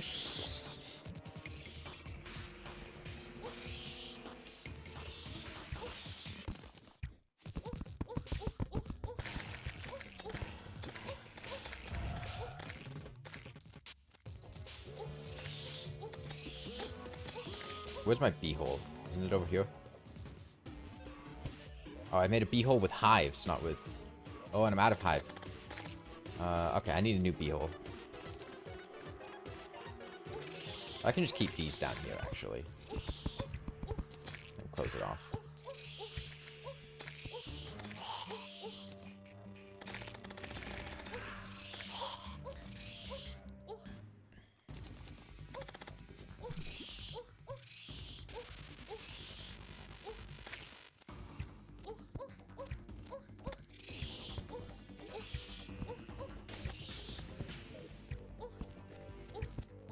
I wonder if the bees don't target the cultists.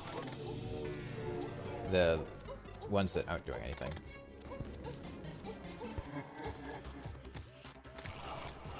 Okay, they go for that one.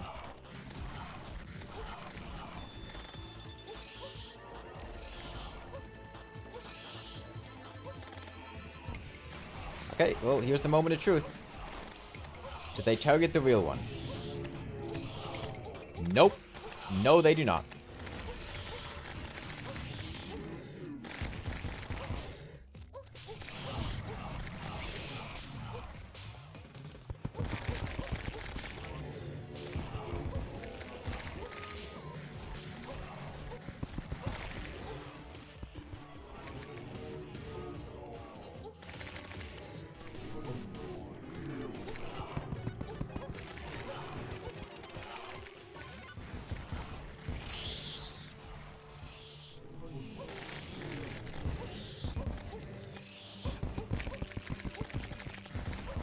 Okay, I think we're gonna have to switch to Beetle here. There's way too much damage going around. And then I just gotta drag them into the cultist.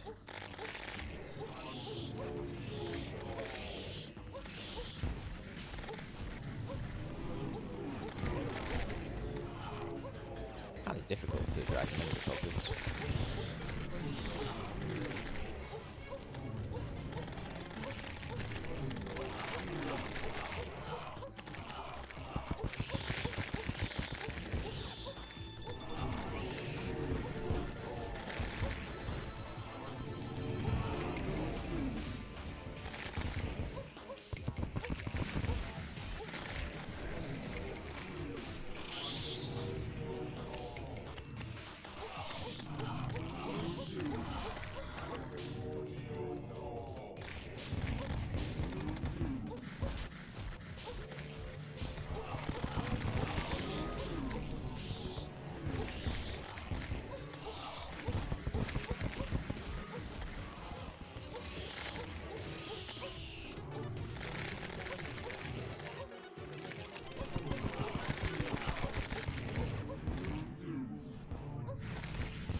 I really need them to attack the cultist, though.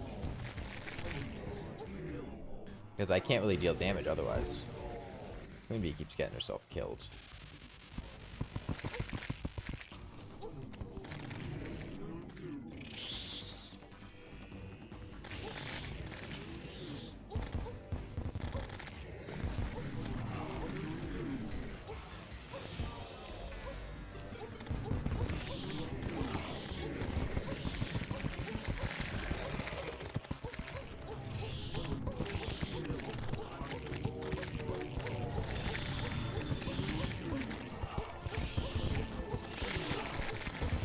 If I just sit here, I can iframe tank these. Doesn't really do damage to the cultist, though, but maybe I can.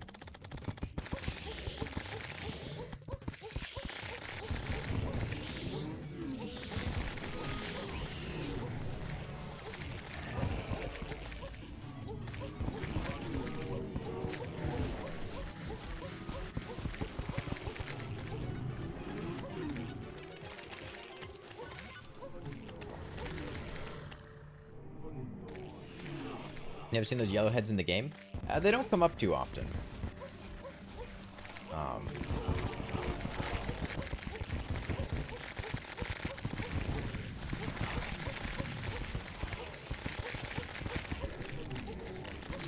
Whoops. Yeah, I don't know about that one. I don't know about that one.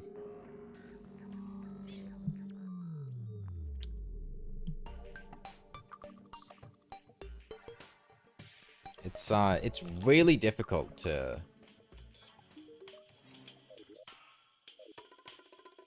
do anything to the cultist. I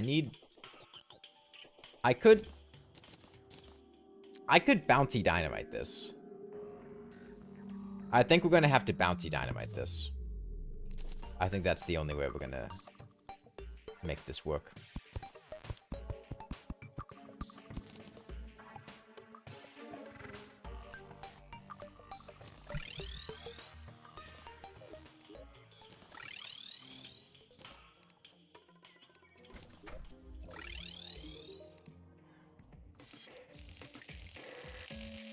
Wire, teleporters, switches.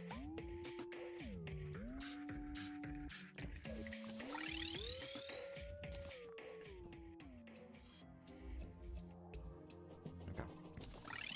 Go ahead and heck with those yellow things. Those are ancient visions. If the lunatic cultist would summon a phantasmal dragon, but a phantasmal dragon already exists, it summons ancient visions instead.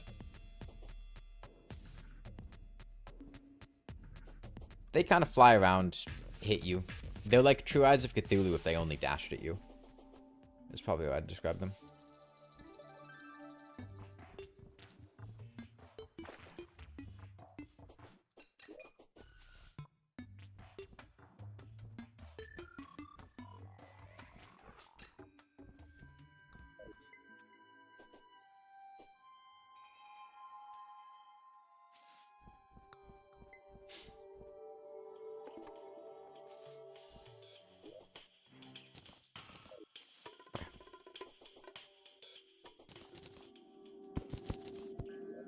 put one of these fellas here.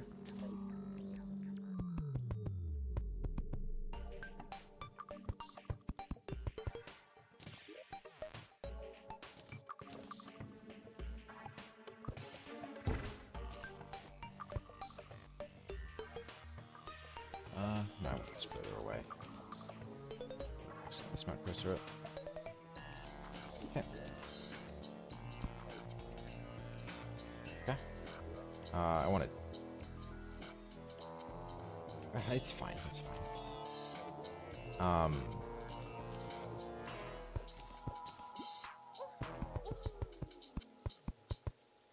Okay. Go up here. Second teleporter up here.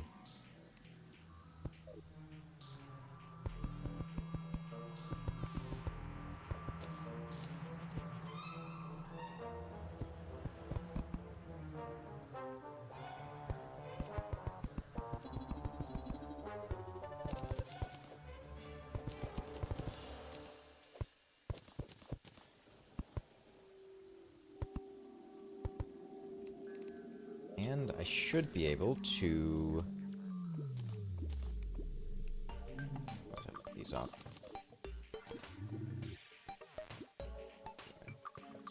Let me just turn off this. We'll just use them off the teleporter. It's fine.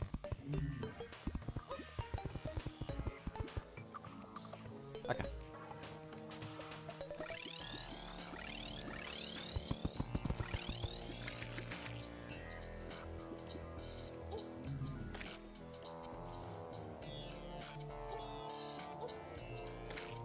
Bees killed.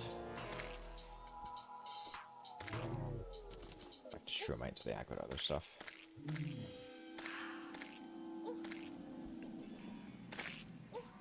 There is a way I could use beetle armor with this, too. If this works out so that I really need the defense from beetle armor.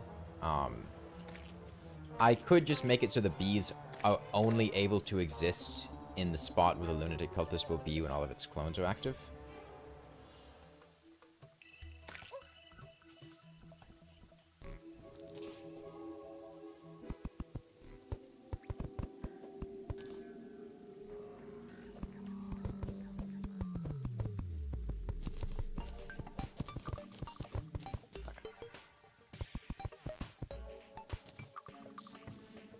Now,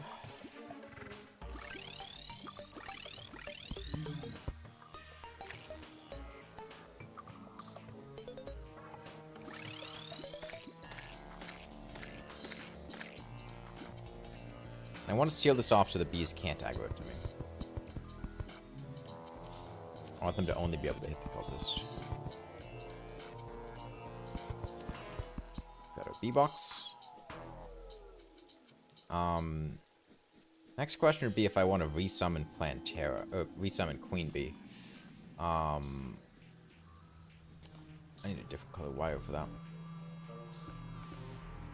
I'll get that set afterwards. They're still respawning. We have some time.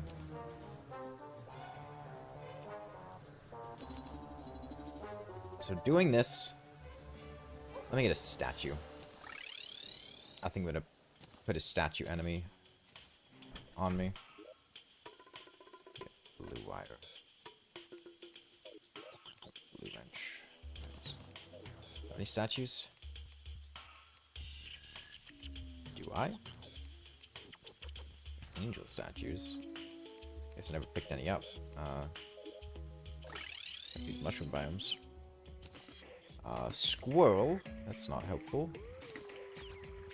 Boomerang. Nothing down there. Okay. Shark statue would be ideal.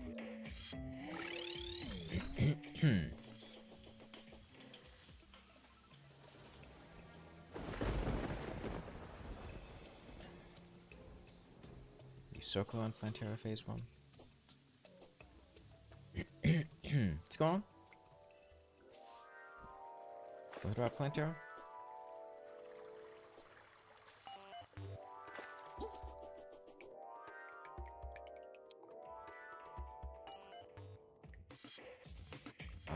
Bomb statue. Imp statue. Imp statue's not helpful. I could just spawn a weak bee on top of myself, but they're gonna die. No, it needs to be a non-bee enemy. I need a statue of a non-bee enemy. No, Hoix wouldn't help me much here. I need something that I can get iframes from standing on top of. But it can't be bees, because the bees will die whenever they get charged into by a dragon or a ancient vision.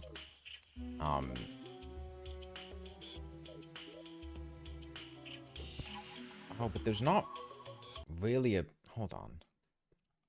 Let me check statue enemies. No, spikes don't give iframes. The thing is, I can't get a banner. Are there any...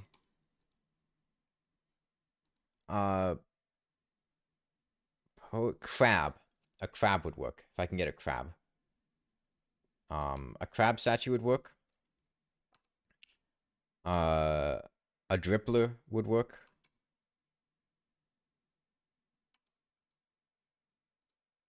A goblin scout would work.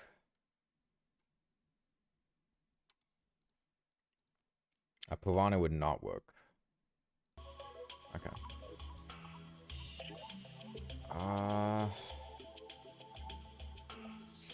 Okay, you know what? I'm lazy. I'm just gonna go grab a crab statue. Or something. How much damage does Choke steal? I want to get this going. Choke steal 120. How much defense would I have? I don't think I could do certain Chokes. Yeah, I'll just go grab a statue. It's fine. What statue's at? I think they're on wiring.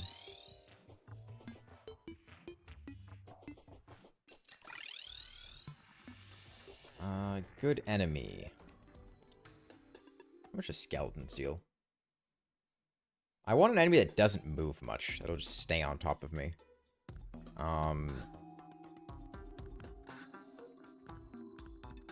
Oh, if I play crabs correctly, they should work. I'll just have to rework things a little.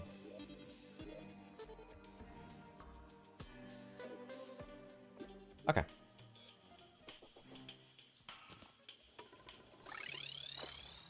I think Lunatic Cultist should be doable now.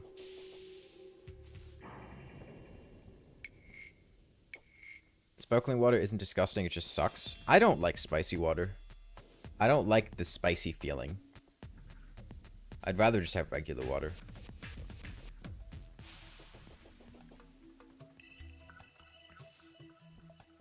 Diet Coke isn't that bad. I don't really drink soda much anymore. I usually prefer just drinking water. Water's really nice.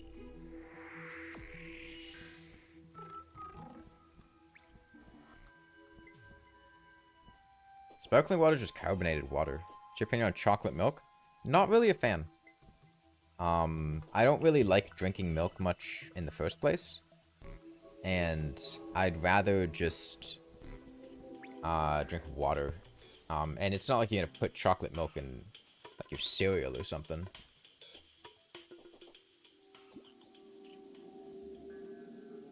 Okay, here's what I'll do. Drain this. Put the crab statue on here. Look up a quarter-second timer. You said crab statue. Seal it off. And then... what is... oh, wait, the crab.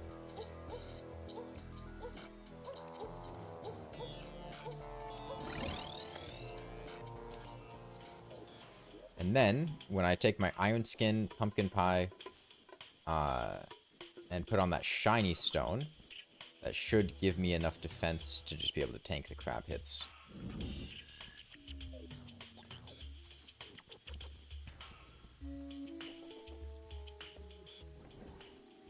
Okay. Let me give myself a path in here.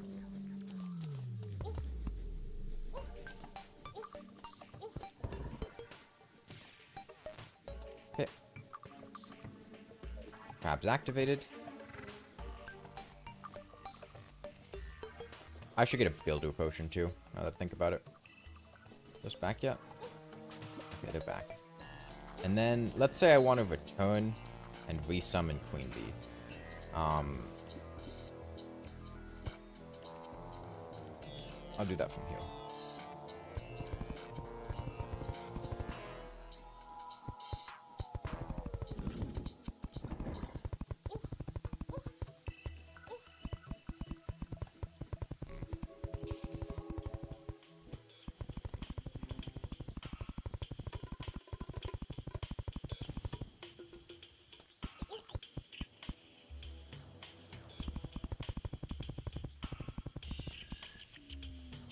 Actually, no, I don't think I need a builder potion. We'll be fine.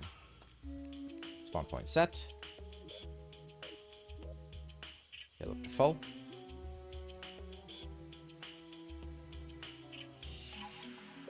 I have a shiny stone, that's right.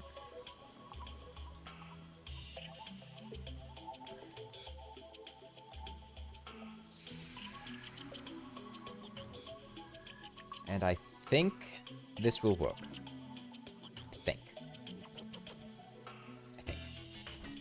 Oh, I should also set up these heart statues in the perimeter. I think if I put them up here, I'd pick them up. And probably if I put one...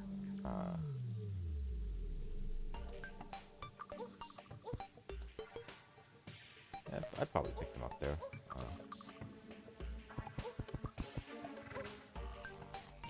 Hopefully. Are they being included here? Oh, wait. That's right, it's the blue wire.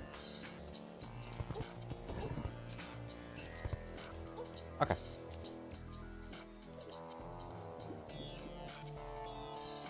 That's about all the preparation I can do, I think. Let's kill these cultists.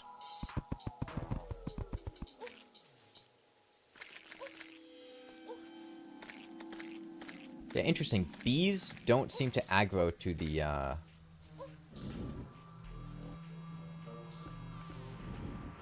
to those cultists.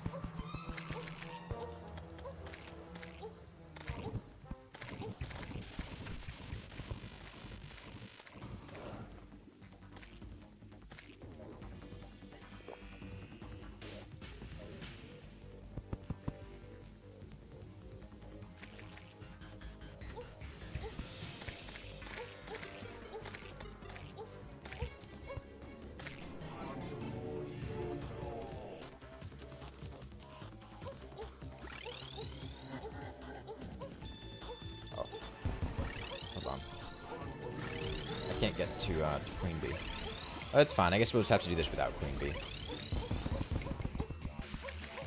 Can't reach her.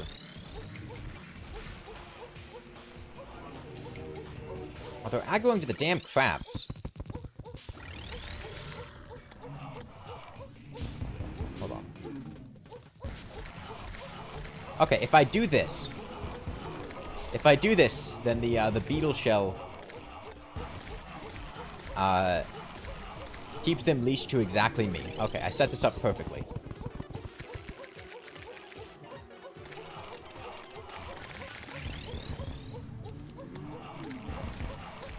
In my absolute genius. I positioned the bees perfectly so they hit the cultist. Okay, we're good, we're good.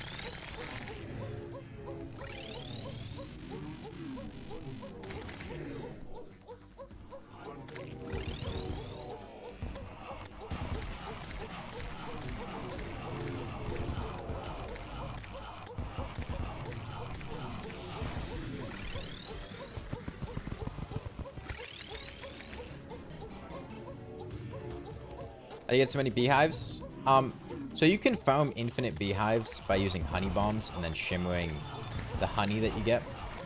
However, I didn't feel like doing that on stream, so I just grabbed them from an all items world.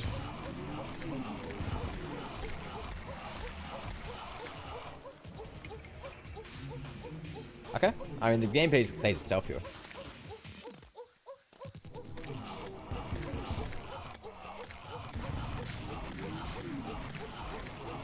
You know, let's phone a friend.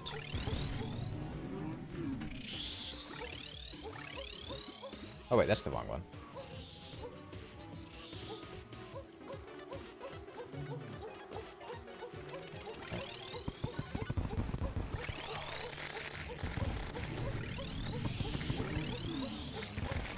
And Queen Bee's dead.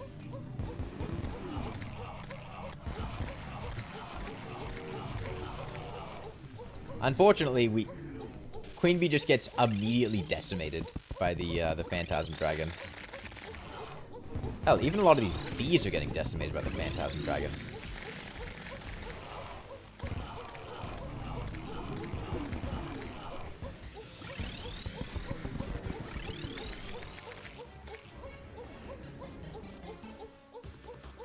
Come on, cultist.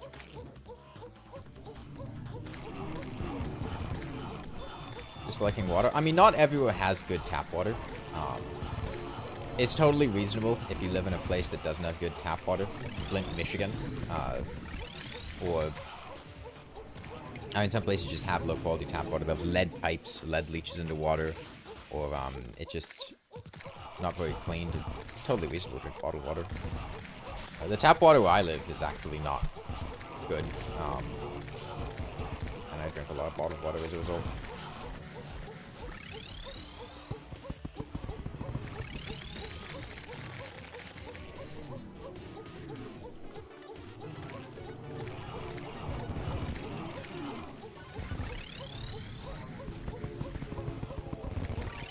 I'm not talking about flavor dial. I'm talking about, like, having chemicals in it that are dangerous. Or metals or stuff. What's the yellow octopus? That is an ancient vision, which show up when the lunatic cultist would summon a phantasm dragon if a phantasm dragon already exists. Okay, finally!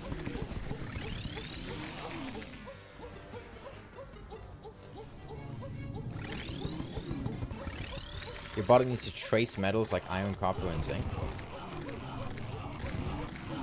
No. No, kindergartners trace things.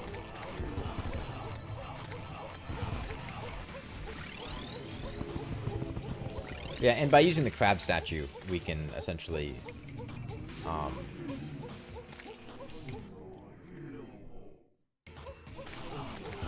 keep ourselves safe indefinitely. It's a very foolproof way to do things. Very cheesy, but our options are pretty limited here. Because we need to stand still so the cultist gets bead.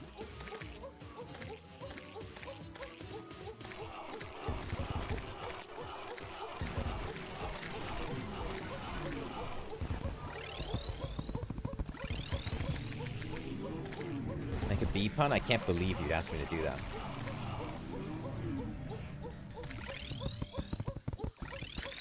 Honestly, I'm not even sure if the bees count as attacking the cultist. For the sake of breaking his spell.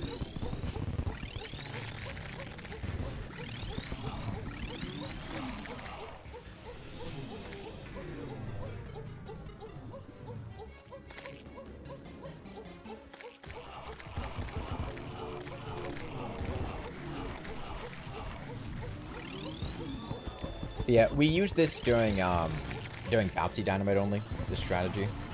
It works well, a bit uneventful though. I use sharks during bouncy dynamite.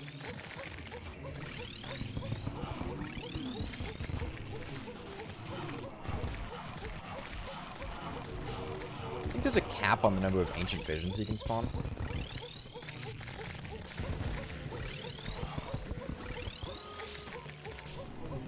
Aside from just the NPC limit.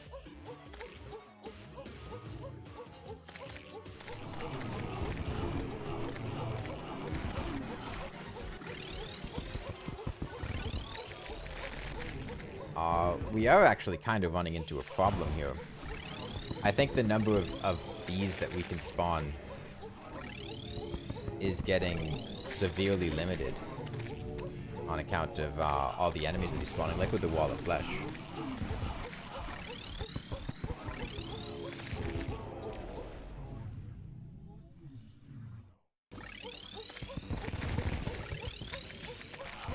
You get poisoned, just get a Bazaar or something. Hey, speaking of that, I don't really need my Bazaar anymore, do I? I mean, not much reason to take it off, I guess. Swap wings back on.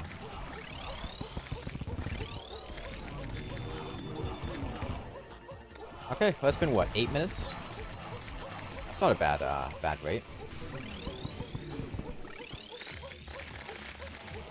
All the ancient visions hinder the bee's effectiveness? Yeah, but I mean, what am I going to do about it?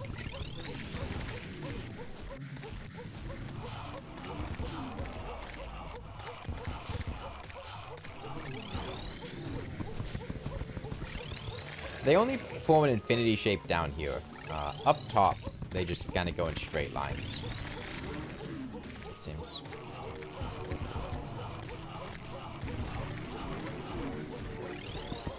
It represents the infinite number of ancient visions that the lunatic cultist can spawn. Up until he spawns enough to reach the cap, I guess. But it's unlimited up until then.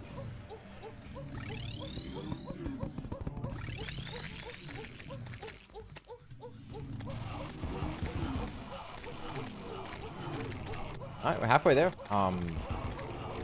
Pretty straightforward. I'm really not sure about the Moon Lord.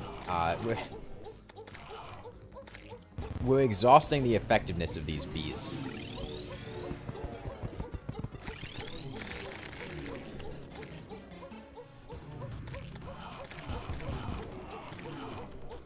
Oh, I hope the...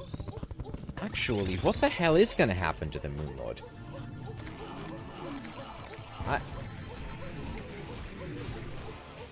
Hold on.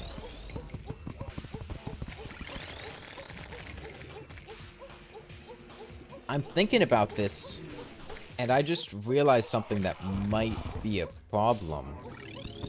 And I don't want to know about this until we do it. We'll figure out when we get there. But this could either be a problem, it could be completely irrelevant, or it could make the Moon Lord extremely easy. Which is... The Moon Lord doesn't actually deal contact damage. The eyes of the Moon Lord, they don't deal damage. Normally, the bees trade damage with enemies they hit. They deal their contact damage to them, and they take the contact damage from the enemies. So that would mean one of three things. One, the Moon Lord uses some other damage value that it has to determine what damage the bees would take. Two, the Moon Lord deals no damage to the bees. And the bees are just able to sit there infinitely. Or three, the bees do no damage to the Moon Lord. Because it's not a valid target if they can't trade damage.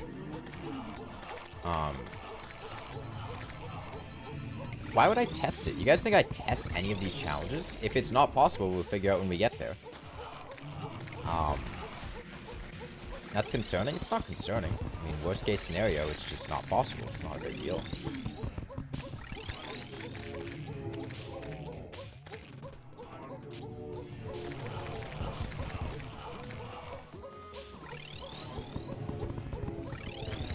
I mean, it'll be immediately obvious.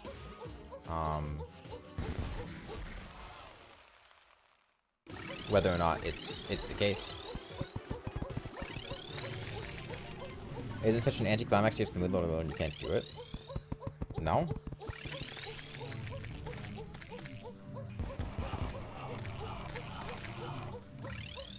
It would be anticlimactic to figure out before we got to the Moon Lord that I couldn't do it. That would be anticlimactic. Ah. Yes, that's what I was concerned about.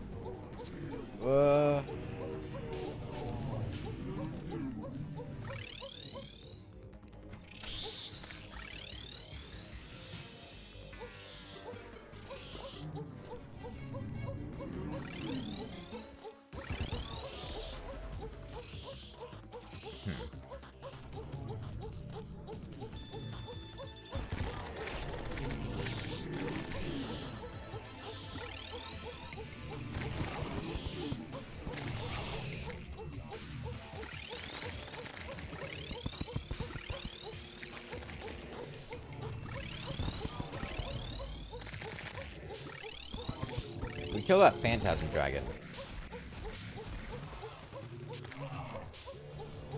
I can do damage to the cultist here, but the number of Ancient Visions he's spawning is really becoming a problem.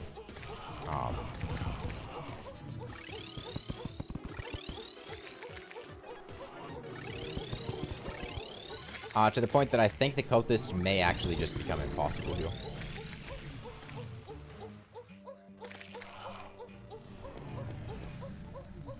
Log off and then back on? Well, if I did that, then the cultist would, Okay. Dragon dead, which opens up a lot of spawn slots. It's gonna come down to whether or not we can, spend enough time with the dragon dead. I mean, I can summon Queen Bee to kill the dragon, which might be what we need.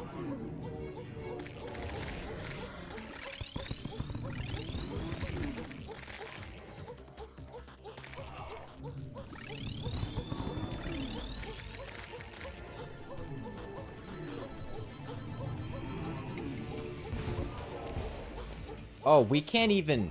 Damn. That's even more of a problem. We're down to 1 crab right now.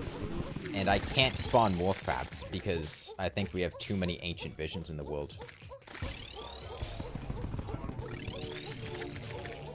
Which is also going to mean that the next time I spawn Queen Bee, it's going to kill my last crab and we're not going to be able to iframe anything.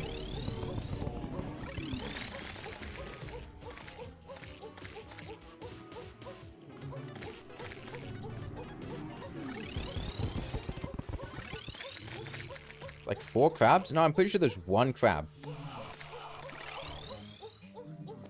Oh, no, the crabs are just opposed to me. I see. Never mind. I'm on the wrong crab cycle. There's only 1 crab on me.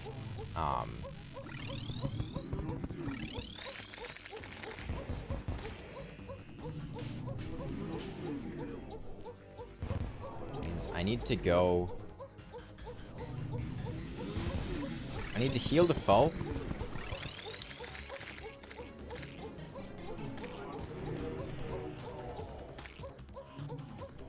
I'd like to heal the foe. And I need to recall when I'm at that spot up at the top. We are still dealing damage to the cultist. We haven't reached the point where we can't deal damage to him. Okay.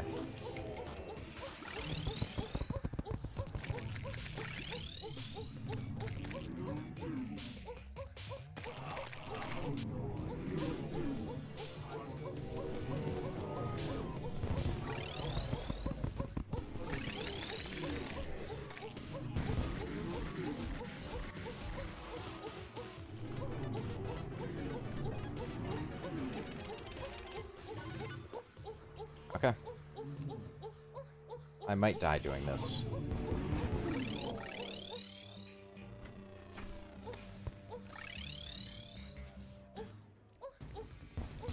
Damn it. I couldn't get in because of the platform there. I don't know if I want to do this. Because I don't actually know if we're going to be able to do this is the main problem. I don't really think the cultist is going to be plausible here. The beehives have too much of a problem with the spawn limit. I can't deal damage fast enough to kill him, and he spawns too many Ancient Visions. They have too much HP for the bees to kill. They got 6,000 each. And rejoin the world to despawn the yellow guys. That also despawns the boss. That accomplishes nothing. Yeah, I can't think of any way to have this work. Because our HP completely grinded to a halt as soon as we hit about 21,000. We were doing a ton of DPS before that. After that, we were barely doing anything. And it's only getting worse as time goes on. Because he keeps spawning more and more Ancient Visions over time. And I think it's going to reach a point probably when he gets to around 15,000 where I can't even spawn any bees. No, the bees can't choose the correct cultist.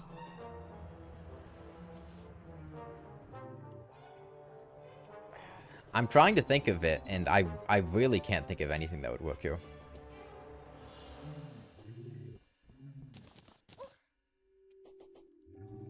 I am curious to check whether or not... How this would function against the Moonlord. This might be doable with a better setup. I don't think it would. I mean, our setup is damn near perfect. There are very, very, very few... Have the bees hit the correct cultist somehow? No, I don't even think that the bees are capable of hitting the correct cultist. Like, I think that the bees won't even trigger the cultist's damage thing. Because you'll notice, when they hit the wrong cultist, the cultist didn't disappear. That's what normally happens when you hit the wrong cultist. Every single time, it was treating it as if the cultist was completing his ritual. I can double check, I can go hop in a world and check, but I'm fairly certain that the bees cannot trigger the cultist's correct or incorrect hit.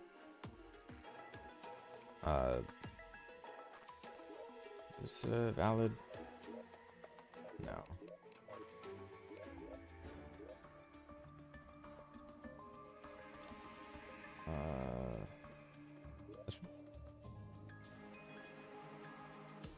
The doubt traps work? I mean, at that point, I'm not even doing the challenge anymore. I just... beehives?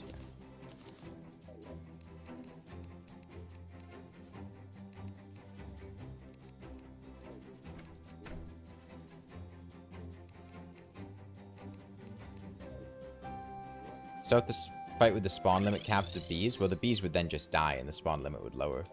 Doesn't accomplish anything.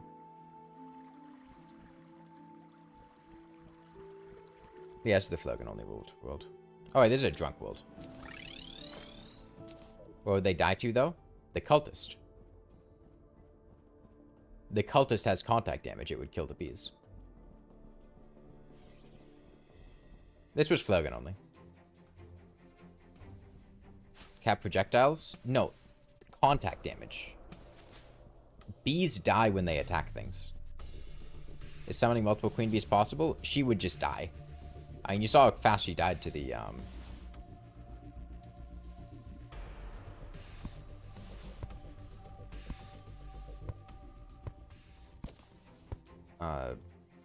the Phantasmal Dragon was like one charge. You know, at the same time? With Lova, yes, but that's a non-sustainable way to do things. And again, they would just die.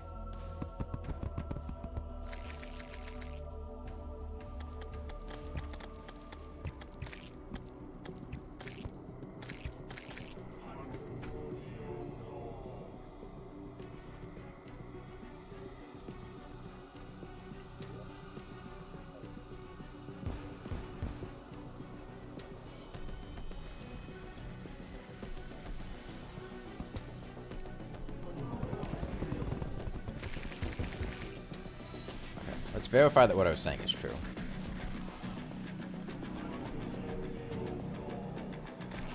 Yeah. They're not capable of interrupting the cultist ritual.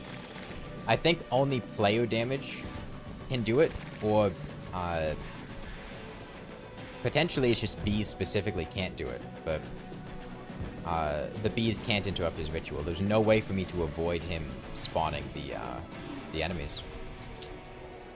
And I can't avoid him spawning the enemies, which means there's going to constantly be a number of them going up over time, and I can't kill them, I can't despawn them, Queen Bee can't kill them. The only way that this could work is if Queen Bee was not useless during the fight, but she is. She dies instantly, and I could keep resummoning her, and after fucking hundreds, potentially even thousands of Queen Bees, maybe the cultist would die. But that would take, like, days.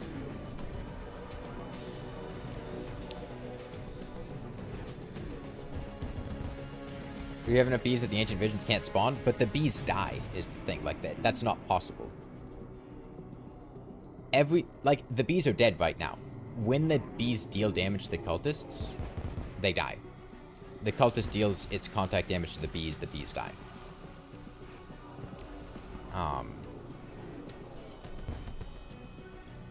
There's not any way to avoid that. So yeah, I think I'm gonna have to call this one not possible. On account of the cultist, which is not what I was expecting. Let me check what happens with the Moonlord, though. Celestial Sigil.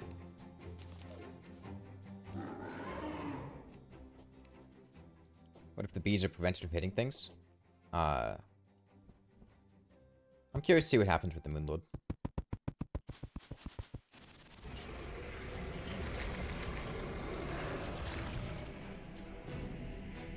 Are those bees taking damage? Was it an NPC that did that? Interesting. The bees take 1 damage from the Moonlord's eyes.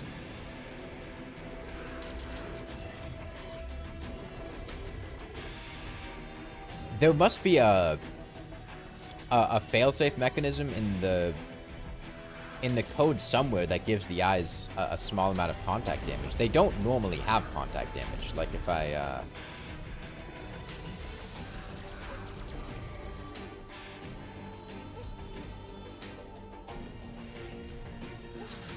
you'll see there, I didn't take contact damage from the eyes because they don't deal contact damage.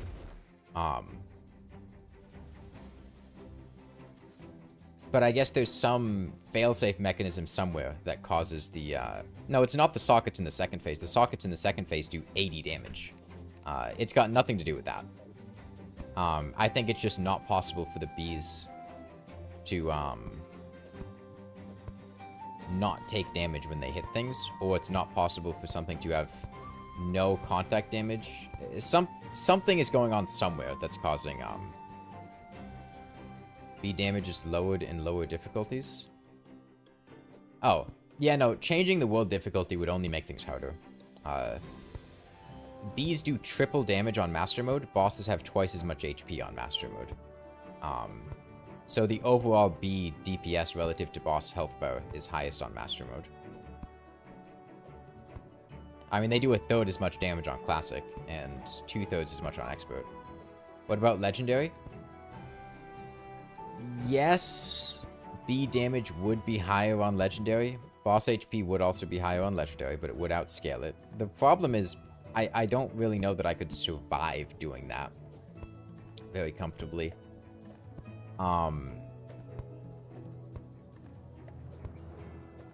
I would need to get a crab banner in order to survive the cultist, and I can't get a crab banner. I can't do damage to crabs in a way that would give me kill credit.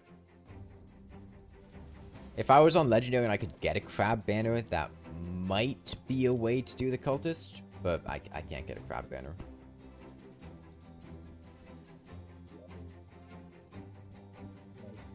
Okay, well, I think I'm just gonna have to call that the run a rip there, because there's really nothing you can do.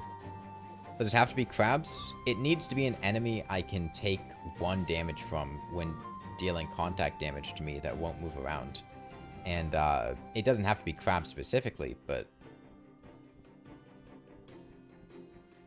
I don't think there exists an enemy that on Legendary mode, with the amount of defense that I had, 120 or whatever, would meet that criteria.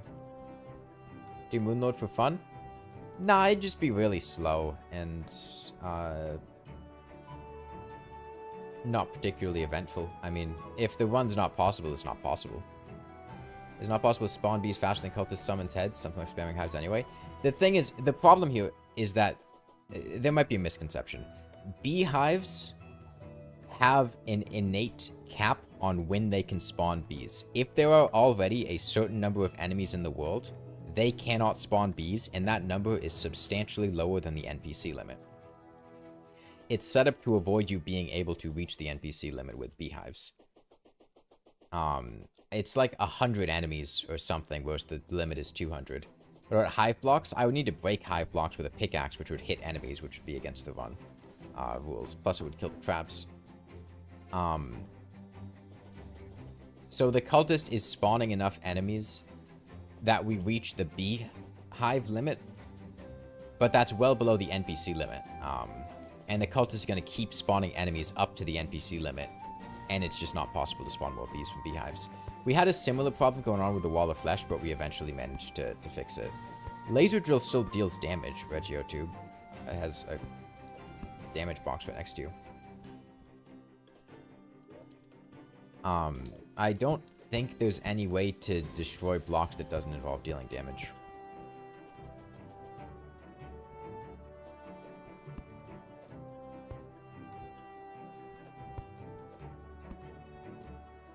I guess there's the drill containment unit, but I can't get the drill containment unit.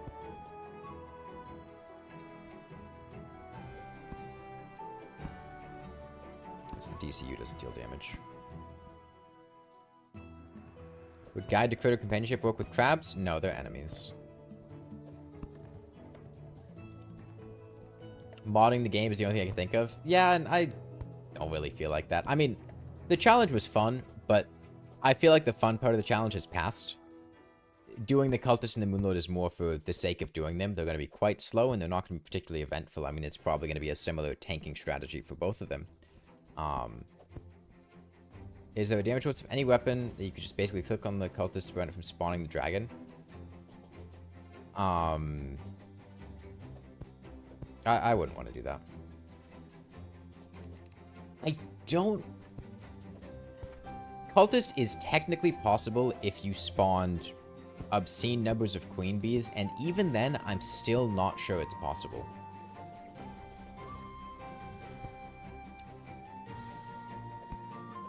Because I think the cultist will continue to spawn ancient visions up to the NPC limit. And once you hit the NPC limit, I mean, you can't spawn queen bee anymore.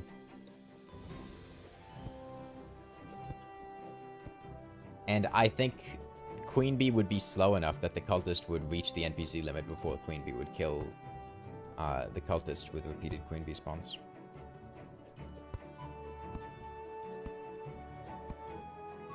I think after a while, you would reach the point where there were just too many ancient visions. The only way I could think of it working is on legendary mode if you had a banner, because the bee contact damage would be high enough that you could probably DPS him down in time. Okay. Ugh. Oh. That answers the question of whether or not it's possible to beat the game with bees only. And queen bee. No. No, you hit a wall at the cultist.